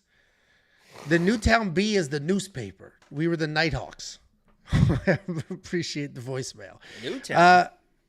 Yeah, I'm from Newtown, Connecticut. Whoa. Here we go. Some positivity from the boys. Hey, how you fellas doing, man? I've been wanting to log in and everything, but I don't know how to do all that. But I make a lot of money off you guys every week, man. I do a lot of straight bets. I'd like to share some of my tickets with you guys. Okay. So yeah, I'd like to Leaves a you know voicemail how I super can do chat. that. I have a big bet on Caliari because of Jacob's reaction. So I'll go with Jacob, whatever he does. So And he's made a lot of money. you guys can give me a call one day, 707. No. Whoa, Angelo, what the fuck? Jesus Christ. He's like, saw- I read these ahead of time, so we're good to go. Fucking I retard. just saw. I read the first two sentences. I shut it down. God. I shut it. Jesus Christ. We did the Marlboro Reds. Here we go. There we go. Last one. There's like 4 others. You're gonna have to watch the damn videos. Angelo, I'm watching on stream right now. You and Jacob, I need you guys to break down Vinicius fight and why you guys are so bullish on him winning. Please explain this. Thank you very much. Have a great day. Goodbye. Did he say the Vinicius fight? Yeah, why would you play that one? What's the fucking point of playing that one? The transcription You read that says ahead of time, and you were the like, oh, yeah. transcription says something about women's chess. But it must have just been he said Vinicius. So why would you want to play one about Here we go. women's Here we go. chess? Last one. Somebody answered your call about call in and leave a message where you think Angelo's weight is.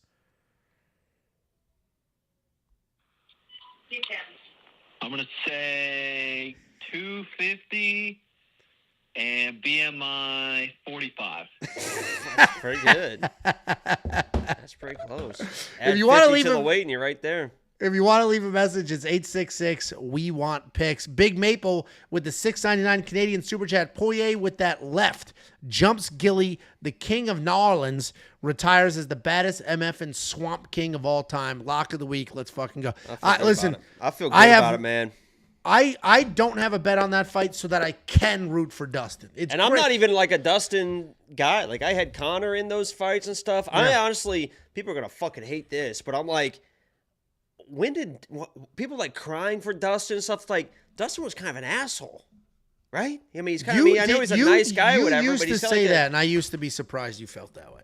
but he seems like kind of like standoffish and very like on guard in interviews and stuff. And I understand he's a good guy and he does stuff. And I have no hate for Dustin. He's my lock of the week and stuff like that. But a lot of times he seems like a fucking like a sore winner. Salty, And yeah. He just seems so salty all the time and stuff. And I don't know. But now all of a sudden people are like, oh, Dustin. And it's like, I don't know. I think what's happened is I respect who he is as a fighter for sure. I was going to say, I think that's what's happening. This new era of technical people avoiding fistfights. Everybody's loving the Charleses and the Dustins and the people that will just get after it. I would love to see Michael Chandler get that hero arc at some point too, because that dude gets after it. You could hate him and think he's cringy, but Michael Chandler, show me a boring Michael Chandler fight. Shit doesn't exist. Fucking worse, dude. Sucks. Yeah, see. Guys, that's the stream. We appreciate every last one of you. Go to the website. You want 50, we'll send you 50. We on picks.com/bets. You want to check out Premium, go check out Premium. There's a great fight card. Jacob says he's going to be live streaming, so watch that stream. Hang out with the boys. We appreciate every last one of you. Congrats to the top fan. There we go.